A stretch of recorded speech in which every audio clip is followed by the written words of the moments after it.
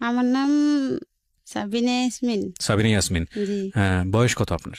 আমার বয়স আমি সঠিক বলতে পারবো না। আনুমানিক? আনুমানিক 38-39 তো হবে। আপনার ছেলের বয়স কত? আমার ছেলের বয়স 98-তে আমার জন্ম ছেলের হয়েছে? জন্ম হয়েছে। 98 হয়ে গেলে 20 বছর বয়স। হ্যাঁ, হ্যাঁ, তাই তো হয়। 20 বছর বয়স। হ্যাঁ। উনি কি আপনার প্রথম ছেলে? জি, এই আমার একমাত্র একমাত্র সন্তান। ছেলে। হ্যাঁ। কত বছর বয়সে আপনার বিয়ে হয়েছিল মনে আছে? আমার বিয়ে হয়েছে তখন আমি 6 থেকে 7 উঠছি 6 তখন। থেকে 7 উঠছেন, তার হ্যাঁ, মানে আপনার বয়স তখন সর্বোচ্চ হলে 12 থেকে 13। হ্যাঁ। তো 13 আর 20 তাহলে কত হলো? 33। কিন্তু আপনি বানিয়ে দিয়েছেন হচ্ছে 48। আপনার বয়স বেশি না, 38-40। আপনার বয়স বেশি না, আসলে 35 থেকে 36 বছর সর্বোচ্চ যদি হয়। হ্যাঁ। ওকে, সাবিনা বেগম আজকে জীবন গল্প বলতে এসেছেন এবং তার সঙ্গে তার ছেলে আছে, 20 বছরের ছেলে। বলেন আপনি আপনার গল্প কি, আমরা শুনতে চাই। প্রথমে আমি কিবরিয়া ভাইকে সালাম জানাই। জি, আমি কিবরিয়া ভাই, ওয়ালাইকুম হ্যাঁ, আসসালাম। আমার অনেক 5-6 বছরের আশা যে আমি একটা অনুষ্ঠানে আসব বা আপনার যে অন্য চ্যানেলে অনুষ্ঠান করছেন হ্যাঁ, সেটা আমি সবসময় রেগুলার শুনতেন। শুনতাম। আচ্ছা কিন্তু আমি অনেক নাম্বার দিয়ে আমি দিছি, কিন্তু আমার ভাগ্য হয় নাই। আচ্ছা তো সেদিন এই গত সপ্তাহে আমি দেওয়ার পরে আমি পাইলাম। তো আচ্ছা। আমার ভাগ্য, এখানে আসার ভাগ্য খুললো। তো আমার বাড়ি হচ্ছে বরিশালে, কাউনিয়া থানা। আর আমরা 10 ভাই বোন। হুম। বাবা মা নাই। বাবা কি করতেন? বাবা কৃষক ছিলেন। আচ্ছা আমি 10 ভাই বোনের ছোট। তো আমার বাবা ছোটবেলায় মারা গেছে, আমার বাবার কথা মনে নেই। আচ্ছা। আর আমার মা ছিল, ওকে। আর ভাইয়েরা ছিল। তো ভাইয়েরা তো আমরা পিঠাপিঠি ভাই বোন, কেউ ইনকাম সোর্স ভালো ছিল না। আমার বাবার কিছু সম্পত্তি ছিল, এটুকুই যথেষ্ট। 10 ভাই ওই, বোনের মধ্যে আপনি ছোট সবার? হ্যাঁ, আমি সবার ছোট। আমি যখন 6 থেকে 7 উঠছি তখন আমার মেজো ভাইয়ের বউ, আমার ভাবি, তারই আত্মীয় আমার হাজবেন্ড। তো একদিন হঠাৎ করে আমার মাকে বলে যে ওকে বিয়ে দিলে ভালো ছেলে আছে। হুম। তো কোথায় ছেলে? আমারই ভাই ঢাকাতে বাড়ি টাড়ি আছে, এরকমের অবস্থা শান্তি ভালো। ও তো একটু চলাফেরা স্টাইলিস্ট করে, তাহলে ও ঢাকাতে মানাই থাকতে পারবে, ও ভালো হবে ঢাকায় তাইলে। বাড়ি আছে এটা বলে? হ্যাঁ, হ্যাঁ, আচ্ছা। ঢাকাতে বাড়ি আছে। তো এরপরে আমার ভাইয়েরা বলল যে ঠিক আছে, বিয়ে তো দিতে হবে, ঠিক আছে, যদি ভালো ছেলে হয় তাহলে দেখেন, আপনারও ননদ আর আমাদেরও বোন, তো হুম ভালো হইলে দেখেন। হুম। আপনার যেহেতু আপনার জানাশোনা, আপনার মামাতো ভাই, তো আপনার চিনে পরিচয়। জি। বলছে হ্যাঁ ভালো, কিন্তু 2 ভাই আর 5 বোন, 1 বোন মারা গেছে, 4 বোন আছে, এ বড় ছেলে। আর বাবাও ভালো চাকরি করে, হুম। এয়ারপোর্টে চাকরি করে। তো এরপরে দেখাশোনা 1 সপ্তাহের ভিতরে আমাদের বিয়ে হয়। আচ্ছা 1 সপ্তাহের ভিতরেই আমাকে এক শুক্রবার দেখতে যায়, পরের শুক্রবারে আমাকে বিয়ে হয়ে নিয়ে আসে, ঢাকাতেই নিয়ে আসে। তো যখন আমার বিয়ে হয়েছে তখন আমার মা ভালোই অনুষ্ঠান করে আমার মার সাধ্য সামর্থ্য যতটুকু হয়েছে দিছে। তো এদিকে আমার হাজবেন্ড কিছু করতো না, সে বেকার ছিল। আচ্ছা। তো আমাদের বিয়েটা হয়েছে এইভাবে যে আমার ননদের হাজবেন্ড এবং আমার ফুফাতো দেবর, হুম। তাকে দেখাইয়া বিয়েটা হয়েছে ও যে এই ছেলে আর এই কোম্পানিতে চাকরি করে। তখন চিত্রা একটা লোশন কোম্পানির ছিল, এখন আছে কিনা বলতে পারি না। তো বলছে এখানে চাকরি করে। তো আমার ভাইয়েরা যখন দেখতে আসছে, ছেলে দেখায় নাই, বলছে ও অফিসে চলে গেছে, ও তো নাই।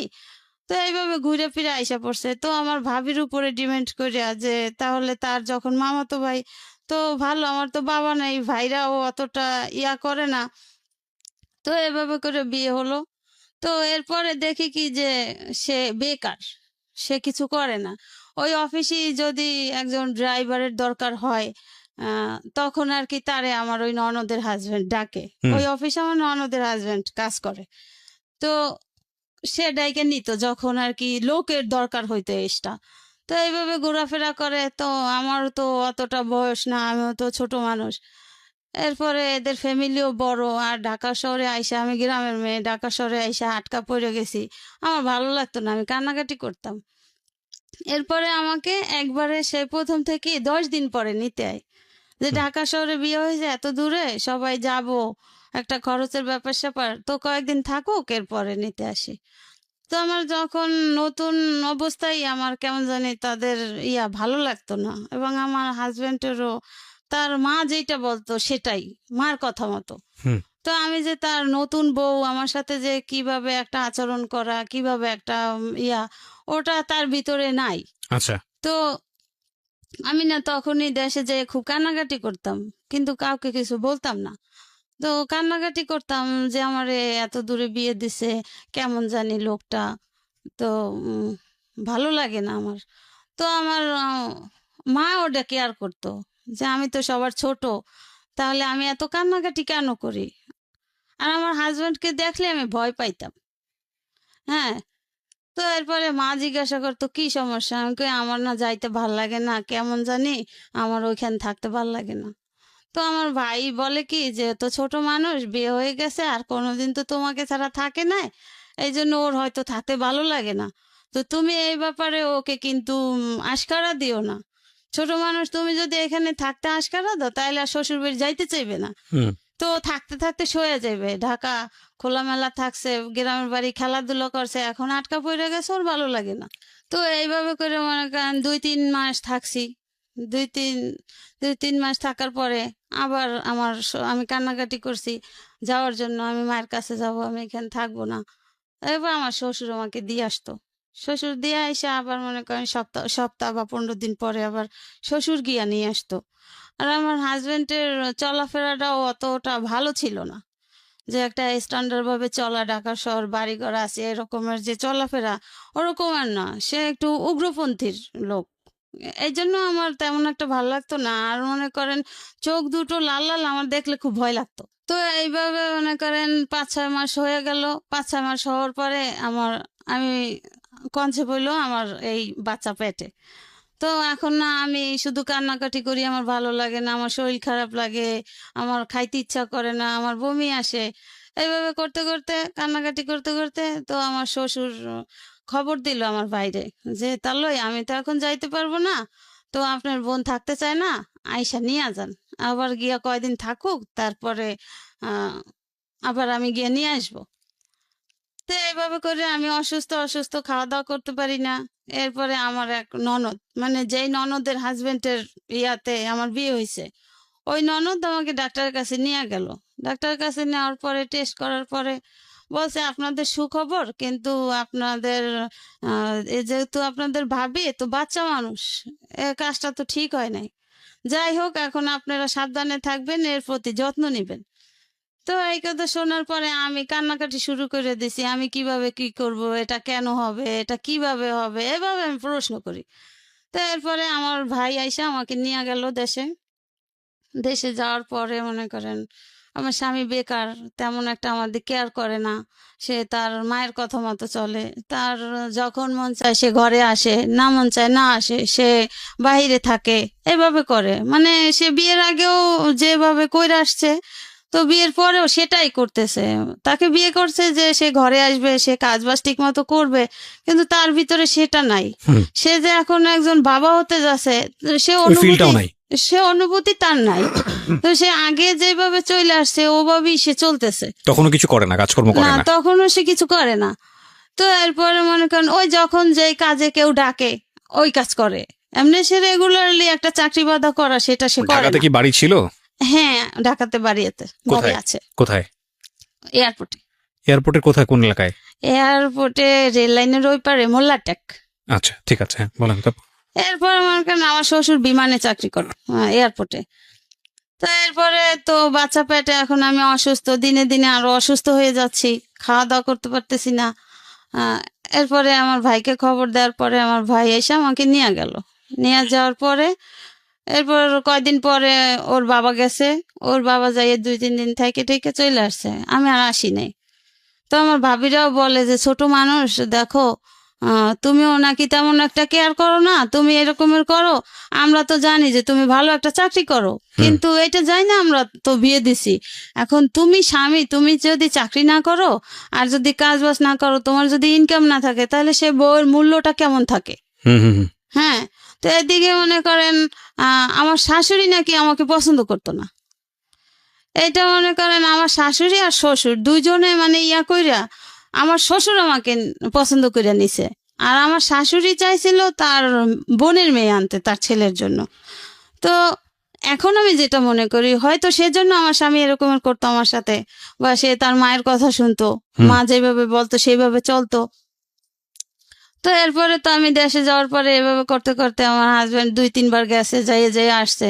আমি আর আসি নাই, আমি আসতে চাই না, কান্নাকাটি করি। এবার আমার মা বলে যে ঠিক আছে, বিয়ে তো আমি দিছি। আমার ভাইয়েরাও রাগারাগি করে, কেন যাবে না, কেন যাইতে চাবে না, এরকম রাগারাগি করে। তো আমার মা বলছে ঠিক আছে, কোনো সমস্যা নাই, ছোট মানুষ, এখন যেহেতু বাচ্চা কাচ্চা হবে, থাক আমার কাছে। আর এই অবস্থায় তো মেয়েরা মায়ের কাছেই থাকে, হুম। তো আমার কাছেই থাক। যদি আহ, আল্লাহ ভালো করে সুস্থ করে তখন আস্তে ধীরে বুঝ হবে, তখন আরো একটু বয়স হবে, বাচ্চার মুখ যখন দেখবে তখন তার অন্য রকমের ফিলিংস হবে, হুম। সে এমনিতেই ঠিক হয়ে যাবে। সাইডেই শ্বশুর বাড়ি যাবে। হুম। তো এইভাবে করতে করতে মনে করেন আমার ছেলেটা হইলো। এর ভিতরে আমার স্বামী মনে করেন যে যাইতো, কিন্তু আমার জন্য একটা সে লাল সুতাও নিয়ে যাইতো না, সে সম্পূর্ণ তার মায়ের পরামর্শ। যখন যা দরকার হইতো, একটা খাবার জিনিসের দরকার হইলে আমার শ্বশুর সেটা বহন করতো। তো এইভাবে মনে করেন এখন বাচ্চা হয়েছে, বাচ্চা ওর যখন 11 দিন বয়স, তখন আমার দেশের বাড়িতে, আমার শ্বশুর বাড়ি বরিশাল কাশীপুর, তো ওখানে আমার এক চাচা শ্বশুর থাকতো, আর এমনি চাচতো চাচা আশেপাশে। তো ওর 11 দিন যখন বয়স, তখন ওই বাড়ির আমার এক চাচা শ্বশুর মারা যায়। তো মারা যাওয়ার পরে আমার হাজবেন্ড গিয়ে আমাকে নিয়ে আসে যে আমার কাকা মারা গেছে, এখন তো তোমার যাইতে হবে। তো আমার মা ভাবি এরা বললো যে ঠিক আছে যাও, তুমি কান্নাকাটি করো না, তোমার যদি ভালো না লাগে তুমি বলবা, আমরা গিয়ে নিয়ে আসবো, যেই আচ্ছা। যাও আচ্ছা। একজনে গিয়ে নিয়ে আসবে। তো তুমি কান্নাকাটি করবা না, আর তোমার শ্বশুর যেহেতু তোমার সাথে আছে, তোমার কিসের ভয়, কিসের চিন্তা, যা কিছু দরকার হয় সে না দেয় না দেখ, তুমি তার কাছে বলবা। তো আর এখন তো বাচ্চা হয়েছে, এখন সে চেঞ্জ হয়ে যাবে, হুম। সমস্যা নেই, মানুষ এক সময় এক রকমের থাকে না। তো এরপর মনে করেন সেই চাচা শ্বশুর দেশের বাড়ি গেলাম, যাওয়ার 2-3 দিন পর আমার হাজবেন্ডই নিয়ে আসলো ঢাকাতে। হুম। ঢাকাতে নিয়ে আসলো, সেই একই আপনার বাচ্চার অবস্থা। তখন বয়স কত? মনে করেন 15 দিন হয়েছে। 15 দিন। নাম কি রাখলেন? ওই দিন নাম রাখা হয়েছে ওই সময়? হ্যাঁ, ওর জন্মের সাথে সাথে যখন আমার ভাইয়া ফোন কইরা বলছে, তারপরে ওর বাবা, ওর দাদা, ওর চাচাতো দাদা, তারা গেছে, তারাই নাম রাইখাছে। আমার দাদি, আমার শাশুড়ি নাকি ওর দাদি নাম রাখছে তানভীর হোসেন। তানভীর হোসেন। ওকে, হ্যাঁ, ঠিক আর আছে। আমার আম্মা রাখছে, ওর জন্ম হয়েছে রবিবার, এই জন্য ওর নাম রাখছে রবি। রবি, ঠিক আছে। তো আমার গেল, আমার তারপর? আম্মা রাখছে রবি। জি, তারপর? এরপরে তো আসলাম, আসার পরে ওই সেই একই অবস্থা। এদিকে আমিও তো মনে করেন ছোট মানুষ, ঘুমাইতে পারি না, আমারও অশান্তি লাগে। আপনার তখন 13-14 বছর বয়স যখন আপনার বিয়ে হয়েছে। হ্যাঁ হ্যাঁ, হুম। এখন মনে করেন আমার আর সংসারের কাজও আমার করতে হয়। ওই যে আমার শাশুড়ি যে আমাকে পছন্দ করতো না, ওইটা তো আমি বুঝতাম না যে সে আমাকে পছন্দ করতো না। তা আমাকে আনার পরে আমার শ্বশুর বলছিল যে তো আমার আরো কয়টা মেয়ে, 4টে মেয়ে আছে, আর তুমি একটা মেয়ে, আমার মেয়েদের থেকে তোমার বয়স কম, তুমি হয়তো সম্পর্কে বড় ভাবি, কিন্তু তোমার বয়স কম, আমি সেটা মানি। আপনি ওখানে গিয়ে রান্না বান্না করে ঘর সংসার করতেন? হ্যাঁ, কতজন মানুষের রান্না বান্না করতে হতো ওখানে মনে করেন আমার 4টা ননদ, হ্যাঁ। তারপর ননদের হাজবেন্ড, তারপরে বড় ননদের 2টা বাচ্চা, সব মিলে কতজন? শ্বশুর শাশুড়ি, আমি, আমার হাজবেন্ড। এই সবগুলো মানুষের রান্না বান্না আপনার করতে হতো? হ্যাঁ, আমার করতে হতো তখন। 13-14 বছর বয়স, খেয়াল করবেন কিন্তু বাচ্চা আছে একটা কোলে। হ্যাঁ। হ্যাঁ, তখন লাকড়ির চুলে রান্না করতে হতো। আচ্ছা। তো আমার জীবনে তো আমি মনে করেন দেশের বাড়ি থাকলেও আমি মায়ের ছোট, আবার ভাবিরা আছে, আমার তো কখনো কাজ করতে হতো না, আমি তো ঘুরতাম আর খাইতাম। জি। এরপরে মনে করেন যে ওই রান্না করতে হইতো, যে ওই যে কাঠের লাকড়ির চুলায় যে ভুসি গাদাইয়া রান্না করে না, হ্যাঁ। যে গুড়ি দিয়া, কাঠের গুড়ি, হ্যাঁ, হ্যাঁ। ওগুলো তো আমি পারতাম না, তো ওগুলো আমার করতে হইতো। জি। আমি এখানে রান্না বসাইতো, আমার 5 ঘন্টা আমার রান্না হইতো না, চুলা জ্বলতো না, আমি চুলা ফুগাইতে ফুগাইতে লাল হয়ে যেতাম। বুঝতে পেরেছি। হ্যাঁ। আপনি গেলেন, তারপর গিয়ে দেখলেন আপনার হাজবেন্ড আগের মতোই। হ্যাঁ। হ্যাঁ, আগের মতোই। তো এখন মনে করেন এখন আমার বাচ্চার দুধেও হয় না, এখন বাচ্চার আলগা খাবার খাওয়াইতে হবে, এখন আমার স্বামী তো ইনকাম করে না, কি করবে? এরপরে সব দায়িত্ব আমার শ্বশুরেরই। তো আমার শ্বশুরও মাঝে মাঝে আমার স্বামীকে রাগ করতো যে এখন বাচ্চা কাচ্চা হয়েছে, বিয়ে শাদী করাইছি, এখনো আমি তোরেও পালমো, তোর বউ পালমো, বাচ্চাও পালমো, হ্যাঁ যা তুই ঘর থেকে বের হয়ে যা। মানে শ্বশুর এগুলো বলতো এটা? করতো আমার, হ্যাঁ শ্বশুর বলতো, এগুলো করতো আমার শাশুড়ির উপরে রাগ কইরা, যে তোকে ভালো বানানোর জন্য বিয়ে করছি, তোর মায়ের এগেনস্টে যাইয়া তোর মা যেটা চাইছে আমি সেটা করতে দেই নাই, তোর ভালোর জন্য। হ্যাঁ, আর তুই এখনো সেইটাই করো। তা আমি অনেক কষ্ট করে মনে করেন যখন বাচ্চাকে আলগা খাবার খাওয়াইতাম, আমার শ্বশুর তখন মিলবিটা দুধ ছিল, হুম হুম হুম। হ্যাঁ, এক প্যাকেট এক পোয়া দুধ এনে দিলে আমার ননদরা সেটা হিসাব দিত যে এটা 2 দিন খাওয়াবেন, এক পোয়া দুধ 1 পোয়া দুধ, ছোট বাচ্চাকে? হ্যাঁ 2 দিন খাওয়াবেন। 1 পোয়া দুধ বেশি খাওয়ানো লাগে না, সুজি হয়। এরপর মনে করেন আমার স্বামীর কামাই না, আহ, সে ওই অবস্থায় চলতেছে যে তার যে একটা বাচ্চা হয়েছে, বাচ্চা চালাইতে হবে, তার ওরকমের কোনো ফিলিংস নেই। তার মা যেটা বলে, মা যদি বলে যে তুই এনে বসে থাক। আবার বিধি আপনার কাছে আবারও ফিরছি। এরপরে এভাবে চলতে চলতে তো বাচ্চার বছরখানে হইতেছে, তো বাচ্চার তো খাবার আরো বাড়তেছে, বড় হইতেছে, আরো বাড়তেছে, আমার বুকের দুধে হয় না। এরপর আমি কি করতাম, মাঝে মাঝে আমার মেজো ননদের আবার ছোট মেয়ে আছে, ওর হুম, হুম। বয়স তখন 6 মাস, 1 বছর হয়ে গেছে, আমি যে 6 মাসের পাইছি। তো ওই বাচ্চারা যে সুজি খাওয়াইতো, আমি মাঝে মাঝে ওই ওর সুজি যে খাওয়াইয়া বাচ্চা থাকতো, ওগুলো আইনা পানি গরম করিয়া মিলাইয়া পাতলা করিয়া খাওয়াইতাম। আবার মাঝে মাঝে ভাত রান্না করিয়া ভাতের মার খাওয়াইতাম। হুম, হুম, হুম। এইভাবে করতে করতে মনে করেন সে ওই যে কোম্পানিতে মাঝে মাঝে গিয়ে চাকরি করতো, ওই কোম্পানি থেকে বিদেশে লোক নিবে, আচ্ছা। বিদেশের লোক নিবে, এখন সেও ইন্টারভিউ দিছে। আমার সেই ননদের হাজবেন্ড দেওয়াইছে যে তুই তোর ভালো ড্রাইভিং করতে পারো, তাহলে তুই ইন্টারভিউ দে, দেখ। তো বিদেশে যখন পাঠায়, এখন সেই ইন্টারভিউ দিল, জি। সে ড্রাইভিং এ পাশ করলো। পাশ করার পরে এখন সে বাহিরে যাবে, এখন তো টাকা পয়সার দরকার। এরপরে আমার মার কাছে গিয়া বলল যে আমি তো বেকার, কিছু করি না, তো আপনার মেয়ে তো কত কথাই শুনে, আমার মা বোনরা বলে, তো কিছু টাকা দিলে আমি বাহিরে যাব। এটা কাকে বললো? আমার মাকে। আচ্ছা। এরপরে আমার মা বলে যে তোমার কত টাকা লাগবে, যেহেতু তুমি কোম্পানি থেকে যাচ্ছ, তো হুম। খরচটা তো বেশি লাগার কথা না। হ্যাঁ। হ্যাঁ কোম্পানি বহন করবে, তো কি রকমের টাকা লাগবে? যে আমার ইয়া করতে, পাসপোর্ট টাসপোর্ট করতে লাগবে, আর কিছু কাপড় চোপড় নিতে লাগবে, হ্যাঁ লাখানি টাকা হলে হবে। হুম। তা এরপরে আমার মা কি করলো, আমার মা জমি বিক্রি করে তার 1 লাখ টাকা দিল, আচ্ছা। সেই কত সালের দিকে এটা? 99 সনে। ওরে বাবা, ওই সময় 1 লক্ষ টাকা লাগবে? হ্যাঁ, কোন দেশে যাচ্ছে? কাতারে?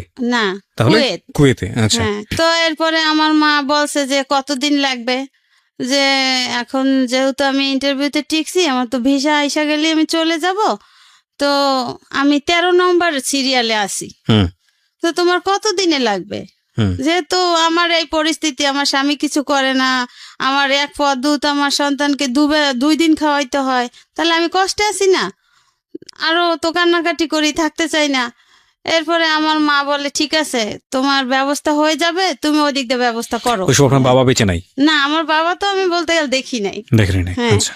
এরপরে আমার মা জমি বিক্রি করে, তারপরে আমার মামা একজন সৌদি ছিল বাহিরে, তার কাছ থেকে এভাবে করে 1 লাখ টাকা দিছে। হুম। ওকে, সে চলে গেছে। সে চলে গেছে কবে? বাচ্চার যেদিন 1 বছর বয়স, 18 তারিখে, সে অক্টোবরের 19 তারিখে সকালে তার ফ্লাইট, ওকে। রাত্র 4টে উঠে সে চলে গেছে। এরপরে এখন আমার শাশুড়ি খুশি যে তার ছেলে নাই, হুম। এখন আমি একা। তো সে আমাকে অনেক নির্যাতন করত, কিন্তু আমার শাশুড়ি নিজে করতো না, সে করাইতো তার যে মেয়েরা আছে না, নাতিরা আছে না, ওদেরকে দিয়া।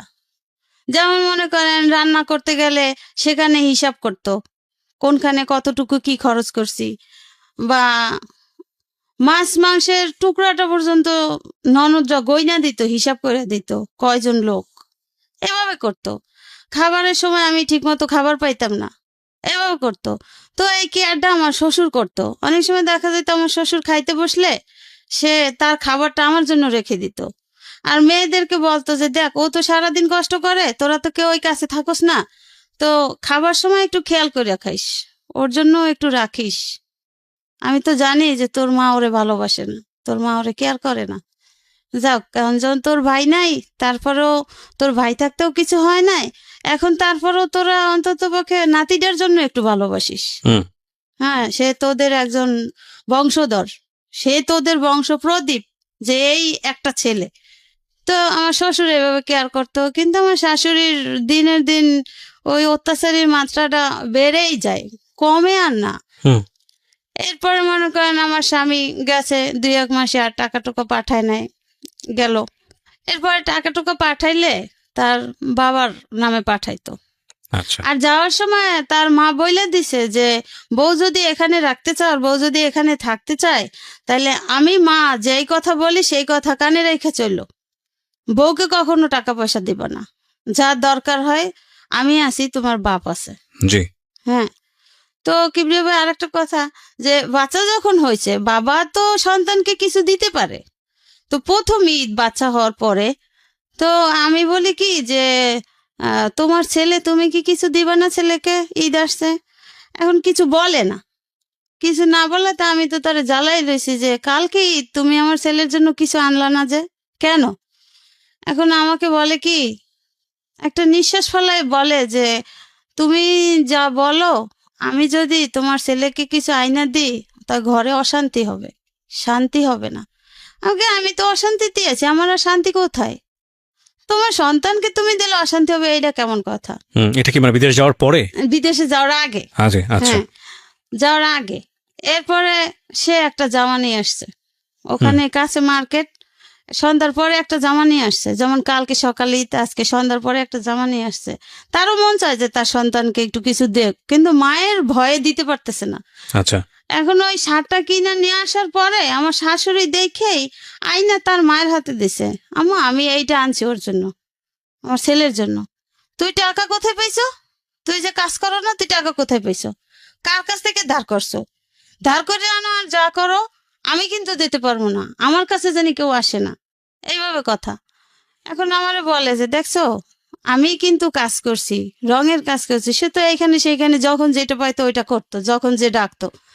যে আমি তখন জিজ্ঞাসা করছি যে আসলে আপনি টাকা কোথায় পেয়েছেন? কয় আমি কাজ কইরা রাখছি, একটা শার্ট আর কত টাকা, 100-150 টাকা। যাই হোক, এরপর আমার শ্বশুর বলে কি, মানে আমার শাশুড়ির জ্বালায় বলে তোর আনার দরকার কি ছিল, আমি আছি না, আমি তো আইনা দেবো, আমার একটা নাতি, আমি কি আইনা দেবো না? আমি তো আইনা দেবো, আমি তো আইনা দিছি, তোর আনার দরকার কি? তুই আইনা এখন বউরে এত কথা কেন শুনো? হ্যাঁ, সে আর কিছু বলে নাই। সে আমাকে বলে দেখো, এই আমার মায়ের কথাগুলো তোমার জন্য শুনছি, তুমি চিল্লাচিল্লি করছো বিদে আমি শার্টটা আইনা দিছি, দেখছো যে আমি শার্টটা আইনা, আমার সন্তান, আমি শার্টটা আইনা দিয়ে আমার কত অপরাধ হয়েছে। তো কিবরিয়া ভাই, এই যে বিয়ের যে 2-3 বছর হয়ে গেছে, বা যতদিনই হোক বয়স, আমার স্বামী কিন্তু আমাকে একটা সুতাও কিনে দিত না। হ্যাঁ, এরপরে তো গেছে, এখন তার ভিসা আসছে, সে গেছে বাহিরে, সে কখনো আমাকে টাকা দিত না। তার মা যদি বলতো যে হ্যাঁ টাকা লাগবে, টাকা দাও, তাহলে টাকা দিত তার বাবার কাছে। তার বাবা আইনা তার মাকে দিত, তার মা যখন যা লাগতো, যেতটুকু পরিমাণ তার কমে সময়টা ওভার করে কিনা দিত, এইভাবে চলতো। আর ওর দাদা মনে করেন মাঝে মাঝে চুপি চুপি দুধ আইনা দিত, তাদের দেখাইয়া দিত। সে বুঝতো যে এতে তো হয় না, যেভাবে আমার স্ত্রী মেয়েরা হিসাব করে, তো ও কোথায় যাবে, তো সে আইনা দিত। এভাবে করে মনে করেন ছেলে আস্তে আস্তে বড় হইলো। সেই যে 99-তে গেছে, অক্টোবরের 19 তারিখে, সে 3 সালে আসছে। 3 সালে আসছে, সে ওইখানে গেছে আপনার কেপিটিসিটি কোম্পানিতে। তো বেতন টেতন যা পাইতো সে নিজে চলতো, আর কিছু কিছু পাঠাইতো বাবার কাছে। আমার কোনো অ্যাকাউন্ট ছিল না, সে আজও পর্যন্ত কোনো অ্যাকাউন্ট আমার নামে করে নাই কখনো। তো ওই টাকা মায়ের কাছে পাঠাইতো। এদিকে মনে করেন আমার বাচ্চার বয়স 5-6 বছর হয়ে গেছে, সে ওই যে 3 সালে গেছে আর আসে নাই। 3 সালে গেছে, 3 সালে যখন আসছে, আসার পরে মনে করেন সে যেদিন আসছে তখন তো বাচ্চা ছোট, 2-2.5 বছরের। তখন ওই ওর ফুফাতো ভাই বোন ওর বাবাকে মামা ডাকতো, ও মামা ডাকতো। ওর যে বাবা, ও তো আর সেটা বুঝতো না। ওরে বললো ওই যে সবাই মামা ডাকে, ওই যে আপুরা ভাইয়ারা মামা ডাকে, আমারও মামা, ঠিক আছে তুমি যদি মামা ডাকে ভালো মনে করো ডাকো, যখন বুঝবো তখন বাবা ডাকবা। এরপরে কি স্যার, আমার স্বামী 3 সালে আসরে আজানের পরে আসছে, সন্ধ্যার আগে আগে, মানে বিদেশ থেকে। হ্যাঁ, কত বছর পরে? ওই যে 99-তে গেছে 4 বছর পর। আর 3 সালে আসছে। হুম। তো আসার পর ওই 3 সালে আর কি বাড়ি করতেছে, যে আমার স্বামীরও কিছু টাকা হয়েছে, আমার দেবরও বাহি থাকে, তারও টাকা আছে, আবার আমার শ্বশুর 2000 সালে পেনশন পাইছে, হুম। এই টাকা টাকা মিলাই এখন বাড়ি করতেছে, যে ব্যাংকে থাকলে তো খরচ হইবে আস্তে আস্তে, তার সাথে বাড়ি করলে এটার ইনকাম দিয়ে চলা যাবে। তো এইভাবে 3 বাপুতে মিলে জিলা বাড়ি করতেছে। তখন ওর বাবা এসে 3 তলার ছাদ দিছে। তো যেদিন ভাই আসছে সেদিন সারা রাত্র আমার শাশুড়ি আমার স্বামীর আমার কাছে আসতে দেয় নাই, সে ছাদে রাখছে। বাড়ির কাজ চলতেছে, রড পাহারা দিতে, রড চুরি হয়ে যায় এই জন্য। তা আমি তো ছেলে নিয়ে ঘুম, আমি আর বুঝতাম না যে আমার শাশুড়ি যে আগেও চায় না যে আমাদের স্বামী স্ত্রীর মিল থাকুক বা আমরা ভালো একটা হ্যাপি জীবন যাপন করি, ওটা সে কখনো চায় নাই। ওই যে তার স্বামীর সাথে সে বলছে যে আমি শান্তিতে থাকতে দেব না, সে তার জিতটাই বহল। তা আমি তো আমার তো আর অত দূর বোঝার মতো বয়স হয় নাই, আমার তো অত দূর বোঝার ক্ষমতা নেই। তো এরপরে আমার যাক ভালো কথা, আমার শাশুড়ি যেটা বলে ওতেই আমি খুশি। কিন্তু এদিকে মনে করেন এত বড় সংসারে সম্পূর্ণ কাজ আমার করতে হয়।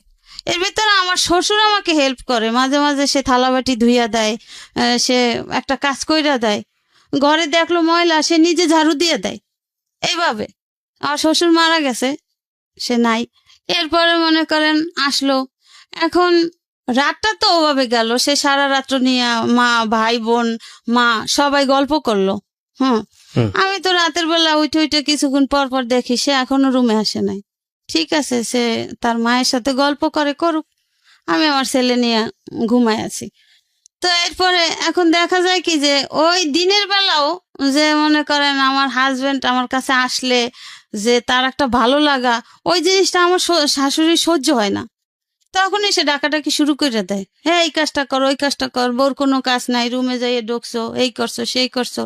তো একদিন মনে করেন বিকালবেলা আমার নিজে কানে আমি শুইনা ফেলাইছি, আমার শ্বশুর আমার শাশুড়িকে বলে যে আচ্ছা তুমি কি এরকমের বয়সের ছিলা না, তুমি ছেলেটা এত 2-3 বছর পর বিদেশ থেকে আসছে, তুমি সারা রাত্র নিয়ে রাখলা ছাদে, এরপরে এখন একটু বউর কাছে আসতে দাও না, কথা বলতে দাও না, এটা কেমন, তোমার কি Right. এই বয়সটা ছিল না?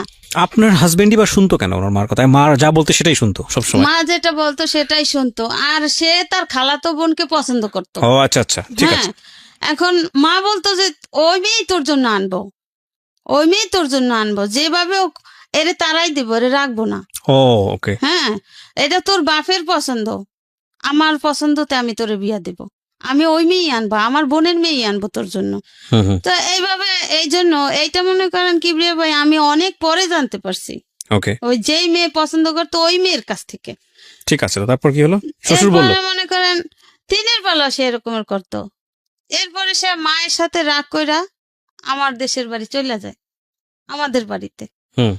মায়ের সাথে ঝগড়াঝাটি কইরা যে আমার মা কেন এমন করে, আমি এত বছর পর বিদেশ থেকে আসছি, আমার মা তো আমার বউয়ের সাথে মিশতেই দেয় না, কারণটা কি? আর সে আমি আমার বউয়ের পাশে বসলো আমার মায়ের জ্বালা হয়ে যায়, কেন এমন কেন করে? এই সে রাগ করিয়া আমার মায়ের কাছে গেছে, যাইয়ে বলছে যে আম্মা এই ব্যাপার, আমি রাগ করে আসছি। মনে করেন বিদেশ থেকে আসার 3-4 দিন পরে। হুম। এরপরে সে সপ্তাহখানে আমাদের ওইখানে থাকছে, থাকার পরে সে আসছে তার মামাতো বোনের কাছে মোহাম্মদপুরে, এই মোহাম্মদপুরেই শ্যামলী বাড়ি আছে। তো ওখানে আসছে, আসার পরে আমার এই মামাতো ননদের কাছে নালিশ করছে যে আহ, এই এই ঘটনা আমার আম্মা এই এই করে। তো আমার এই ননদের হাজবেন্ডরে নিয়ে বাসায় আসছে, বাসায় আসার পরে আমার ননদের হাজবেন্ড জিজ্ঞাসা করে যে ফুপা মা আপনি এরকমের কেন করেন, আপনি আপনার পছন্দ হোক বা না হোক বউ তো আর দেখতে খারাপ না, বা আপনার এমন না যে ফুপায় গরিবের ঘরের মেয়ে টাইনে আনছে আপনার পছন্দ হয় নাই, এটা তো অপছন্দর কিছু না, আমরা তো দেখতেছি বউ বেশ ভালো, আপনার সংসারটা ম্যানেজ করে সে চলতে আছে, সে যদি আপনার মেয়েদের থেকে বয়সে ছোট কিন্তু সম্পর্কে বড়, তারপরও গ্রামের মেয়ে চালু আছে, কাজ কাম সবই তো আপনার কইরা যাইতে আছে, তাহলে আপনি কেন এমন করেন? এইভাবে করতে করতে কিবরিয়া ভাই সে 2 মাসের ছুটি আনছিল, সে মায়ের জ্বালায় আর থাকতে না পাইরা সে মনে করেন 15 দিনের মাথায় আবার চলে গেছে, সে আর থাকে নাই, 15 দিনের মাথায় আবার চলে গেছে।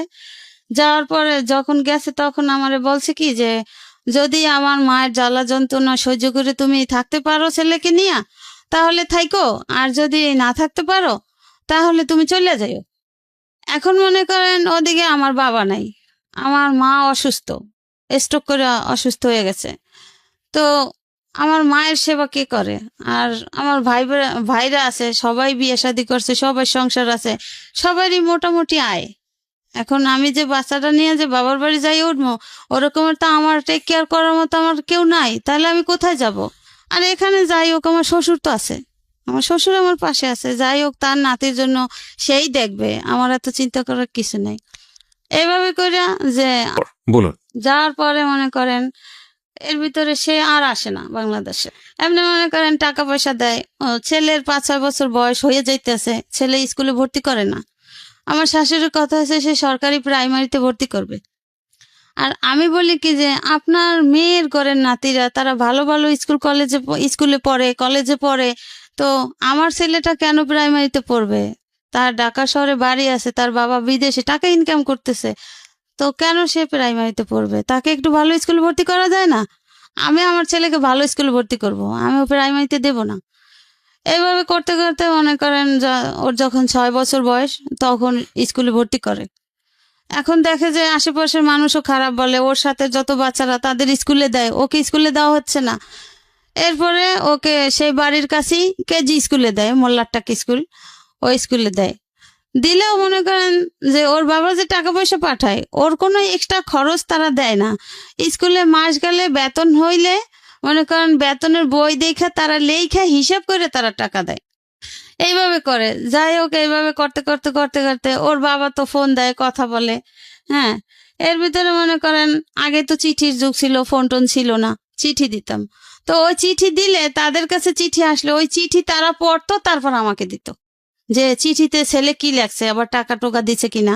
এভাবে তারা পয়রা চিঠি দেখা তারপর আমাকে দিত। যদি প্রয়োজন মনে করতো যে হ্যাঁ চিঠিটা দিব, তার স্বামী দিছে, তাহলে দিত। আর যদি প্রয়োজন না মনে করতো তাহলে তারা আমাকে বলতো না যে চিঠি আসছে। তো আবার নেক্সট টাইমে যদি 1 মাস 2 মাস পর আবার চিঠি দিত, তখন চিঠিতে বলতো যে তোমাকে আমি গত মাসে চিঠি দিলাম, তুমি তো চিঠি রিপ্লাই করলে না কেন? তা আমি তো জানতাম না। আমি আবার চিঠি দিলে তখন বলতাম যে আমি তো কোনো চিঠি পাই নাই, আমি তোমার চিঠির জবাব কিভাবে দিব? তো এইভাবে করতে করতে আমাদের ঘরেও ফোন আসছে, ল্যান্ড ফোন। তো ল্যান্ড ফোনে কিবরিয়া ভাই এরা করতো কি যে আর এক রুমে আর একটা ফোন লাগাইতো। ও মানে আড়িপাত্র। হ্যাঁ, ফোন লাগাইতো। তো আমি না লজ্জায় কিছু বলতাম না। তো কেমন জানি ওই যে আমাদের ঘরেরই বাচ্চারা হইচই করতো, ওই শব্দ পাইতাম। তা আমি বলতাম কি আচ্ছা আমি আপনি করে বলতাম, তো আপনি তো বিদেশে গেছেন সেই কত বছর হয়েছে আর আসেন না, তাহলে কি আপনি ওখানে বিয়ে টি করছেন নাকি? এই যে বাচ্চাদের হইচই শোনা যায়, তাহলে ওখানে আপনার বাচ্চারা আছে চেঁচামেচি করতেছে। তা হাইসা দিত, বলতো যা পাগল কি বলো? আমি কি হ্যাঁ এই যে বাচ্চাদের শব্দ হয়।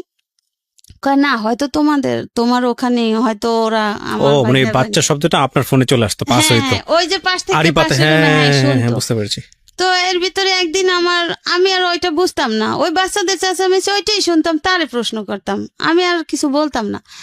এরপরে আমার এক ভাগ্নি বলে যে মামি তুমি মামার সাথে কি বলো, আমার আম্মু খালামণিরা সব শোনে। আমি কই, কোথায় শোনে? কয় কেন, ওই যে ওই রুমে ফোন আছে না, মামা ফোন দিলে আম্মু খালামণি আমরা সবাই শুনি তুমি কি বলো। ও ইটস ভেরি ব্যাড। তো এইভাবে করতো। তো এই কথা আমি শোনার পরে আমি আর কিছু বলতাম না। আবার ওই মেয়ে বলছে কি মামি আম্মুকে বললো না, তাহলে আমাকে মাইর দিবে। ঠিক আছে, বাচ্চা মানুষ বলছে, আমি তো জানতে পারলাম কথাটা। তো এরপরে ফোন দিলে আমি না কিছু বলতাম না, চুপ করে দাঁড়াই থাকতাম। তো বলতে কি ব্যাপার, কিছু কথা বলছো না যে? আমি বলছি কি বলবো, আপনিই বলেন আমি শুনি, আমার কিছু বলার নাই। তো এইভাবে করতে করতে হয়তো বা সে বুঝতে পারছে যে হয়তো কোনো বাসায় কিছু সমস্যা, সমস্যা হচ্ছে। যে কোনো কথার ও জবাব দেয় না। হুম। সে বলে আমাকে বলতে, তার কিছু বলার নাই। আমি ওই যতদিন চিঠি দিতাম ওই চিঠিতে বলতাম, কিছু কিছু বলতাম যে এই সমস্যা, সব সময় তো মানুষ একরকমের থাকে না, তো চেঞ্জ হওয়া তো দরকার, ছেলের দিক তো কেয়ার করা উচিত। আমি আর কত কথা শুনবো, আমি আর তোমার ঘরের কাজের লোকের মতো কাজ আমি কতদিন করব? আমি তো তোমার স্ত্রী, আমার তো একটা সম্মান আছে, আর তোমার বাড়ি আছে, ঘর আছে, টাকা আছে, পয়সা আছে, আমি কেন এমন থাকবো? আমাকে তো তোমার এইভাবে রাখা উচিত না। আমি চিঠিতে এইভাবে বলতাম, কিন্তু ফোনে আর কিছু বলতাম না। এরপরে যখন মোবাইলের যুগ আসলো, সে তো আর বাংলাদেশে আসে না। তো তার বাবা সবসময় বলতো যে তুমি আসো না কেন, আসো, বিয়ে শাদী কইরা গেছো, একটা বাচ্চা আছে, বাচ্চাও তো দেখার দরকার আছে, হুম। বা বউ রাইখা গেছো, এভাবে কি মানুষ বিদেশে থাকে? আসো, আইসা বেড়াই যাও, ঘুরে যাও, ছেলেকে দেখা যাও। হ্যাঁ, এভাবে বলতো। আর আমার শাশুড়ি ফোনে কথা বললে বলতো কি, তুই বাংলাদেশে আসবি না, তোর Okay. ওখানে কি কোনো কিছুর অভাব আছে? তুই বাংলাদেশে এসে কি করবি? তোর বাংলাদেশে আসার দরকার নাই, তোর বউ বাচ্চা ভালো আছে, আমি আছি না, তোর বাপে আছে না, তোর আসার দরকার নেই। তো এইভাবে করতে করতে সে 8-9 বছর হয়ে গেছে, সে বাংলাদেশে আসে না। 8-9 বছর? হ্যাঁ, যখনই আমি বলি কি ব্যাপার, তোমার ছেলে বড় হয়েছে, তো তুমি কবে আসবা বাংলাদেশে? তো এভাবে কি এক ছেলেই থাকবে? এটার কি কোনো ভরসা? দেখতে কি ইচ্ছা করে না? এটা কেমন জীবন? আমি এইভাবে বলতাম। বলতে হ্যাঁ, আসবো আসবো, এই বছর না, আগামী বছর আসবো। আর যখনই ওর মার সাথে, ওর বাবা বলতো আসতে, কিন্তু ওর মা বলতো আসার দরকার নেই, আসবি না তুই, আমি তোরে বলছি তুই আসবি না। তার মানে এইভাবে থাকতে থাকতে বউ একসময় চলে যাবে, বউ থাকবে না। ও ওকে। আমার শাশুড়ির চিন্তাধারা এটা। হুম। তো আমার চিন্তা হয়েছে যে আমার তো ছেলে আছে, আমি আমার সন্তান ফেলাই কোথায় যাব? আর আমার বাবার বাড়ি তো বাবা মাও অসুস্থ, বাবা নাই, আমি কার কাছে যাব? ভাবিদের কথা কেন শুনবো? তার সাথে বরং স্বামীর বাড়ি আছি, ভালোই আছি। সবাই জানে আমি ঢাকা শহরে ভালোই আছি, কিন্তু আমার ফ্যামিলিগত কিভাবে আছি, আমার অন্তরে কতটা সুখ আছে, সেটা তো আমি অন্তর জানে আর আল্লাহ জানে। তো এইভাবে করতে করতে মনে করেন, এই দেখে যে আমি ফোনে কথা বলতে পারি না, হ্যাঁ, ফোনে কথা বলি না। এরপরে সে আমাকে একটা মোবাইল দিবে, মোবাইলের যুগ যখন আসছে। এরপরে এখন ওর মা বলে কি যে না, মোবাইল দিবি না, তুই মোবাইল দিবি আর তুই ওই ফোনে টাকা খরচ করে বললাগে হারা রাত দিন কথা বলবি, বললাগে কথা বলার দরকার নাই। কি কথা বলবি, ফোনে কথা বলো না? তখন সে বলে কি যে ও তো ফোনে কোনো কথাই বলে না, তাই আমি কি করবো? ওর সাথে তো আমার কথা বলতে ইচ্ছা করে, আমার ছেলের সাথে তো আমার কথা বলতে ইচ্ছা করে। এরপরে কি ভেবে আমাকে একটা ফোন দেয়, ওই যে কালো নোকিয়া মোবাইলগুলো যখন বের হয়েছিল, একটা ফোন সে পাঠায় দেয়, তার ওইখান থেকে একটা লোক আসে, সে ওই লোকের মাধ্যমে সিম টিম কিনা সে পাঠায় দেয়, ওকে কইরা দেয় যে আমার যে কিনতে না হয় বা ফোনটা অফ না থাকে, এভাবে কইরা। তো এভাবে করে মনে করেন আমি তখন মোবাইল চালানো বুঝি না। হ্যাঁ, তো ওই ফোনটা নিয়ে আমার ননদের মেয়ে ব্যবহার করতো। ওকে। ও ননদের মেয়ে ব্যবহার করতো, বা রাত বিরাত সবসময় ওর কাছেই ফোনটা থাকতো। ম্যাক্সিমাম ভাগই যদি ওর বাবা ফোন দিত, তাহলে ফোনটা রিসিভ করতো ভাগ্নি। তো ওই ফোনে মনে করেন সে মেয়ে কলেজে পড়ে, ভার্সিটিতে পড়ে, সে মেয়ে আমার ফোনে কথা বলে বিভিন্ন রকমের ছেলেদের সাথে। হুম। তা আমি তো ওগুলা, আমি মনে করি ও ভাগ্নে, ওর মোবাইল নাই, ঠিক আছে, আমার তো মোবাইলের প্রয়োজন হয় না, ওর মামা ফোন দিলে তো আমাকে দিবি। তো এরপর আমাকে একদিন বকাঝকা করে ওর বাবা যে ফোনটা দিছি আমি আমার প্রয়োজনে তোমার সাথে কথা বলার জন্য, যখনই আমি রাতের বেলা ফোন দেই তখনই আমি তোমার ফোন পাই ওয়েটিং, আর ফোন পাই ভাগ্নির কাছে, কেন? আমি বলছি যে দেখো, আমি তো ফোন চালাইতে পারি না, আমি তো বুঝি না, আর ফোনটা তো ওর তো ফোন নাই, ও আমার ফোনটা ও ব্যবহার করে, তাহলে সমস্যা কি? কোনো সমস্যা তো নাই। ফোন দিলে তখন তো ওর কাছে থাকলেও অবশ্যই আমাকে দিবে যে তুমি ফোন দিছো। তো ও ঘুমাইতো এক রুমে, আমি ঘুমাইতাম আর এক রুমে। এরপরে ওরা একদিন বলি কি যে লিসা, তোমার মামা এরকমের আমার রাগারাগি করছে, ফোনটা যেহেতু তোমার কাছে থাকে, থাকুক ভালো কথা, তুমি এখন থেকে আমার কাছে ঘুমাইও, আমার কাছে ঘুমাইলে তো ফোনটা তো যখন তোমার মামা ফোন দেবে তখন নাইলে আমি কথা বললাম, আর সারাক্ষণ তোমার কাছে থাকলো, কোনো সমস্যা নেই। হুম। এরপরে ভাইয়া এখন তো ফোন দিলে ঠিকই ও আমার কাছে ঘুমায়, আমার সাথে কথা বলে, কিন্তু আমি তো টের পাই যে ওই মেয়ে কথা বলে। এখন আমার তো কিছু করার নাই, যেহেতু আমি আমার স্বামী তো আর আমার অতটা কেয়ারিং না, আমি তাদের বাধ্য হয়ে স্বীকারোক্তি, আমি তাদের কথা মতো আমার চলতে হয়। জি। ভালো কথা। এরপরে মনে করেন আস্তে আস্তে আমার শ্বশুর একসময় অসুস্থ হয়ে যায়, সে ক্যান্সারে আক্রান্ত হয়, তার 3-4 বার করে অপারেশন হয়। এরপরে সে, এখন বলতে গেলে তাকে বলা হয় যে তোমার বাবা অসুস্থ, তুমি আসো, যে বাবাও রিকোয়েস্ট করে, কিন্তু সে আসে না, কিন্তু তার মা তাকে পারমিশন দিচ্ছে না যে সে আসবে। আমি বলি যে দেখো, মইরা গেলে হয়তো আর কোনোদিন দেখবা না, হ্যাঁ, অন্তত আইসা যাও একবার, আইসা গেলেও তো বাবারে দেখে গেলে, এরপরে মইরা গেলেও আফসোস থাকবে না, কিন্তু সে তো আফসোস করে, হুম। আসো। হুম। এদিকে ছেলেও মনে করেন 5 পাস করিয়া ফেলাইছে, 6-এ পড়ে।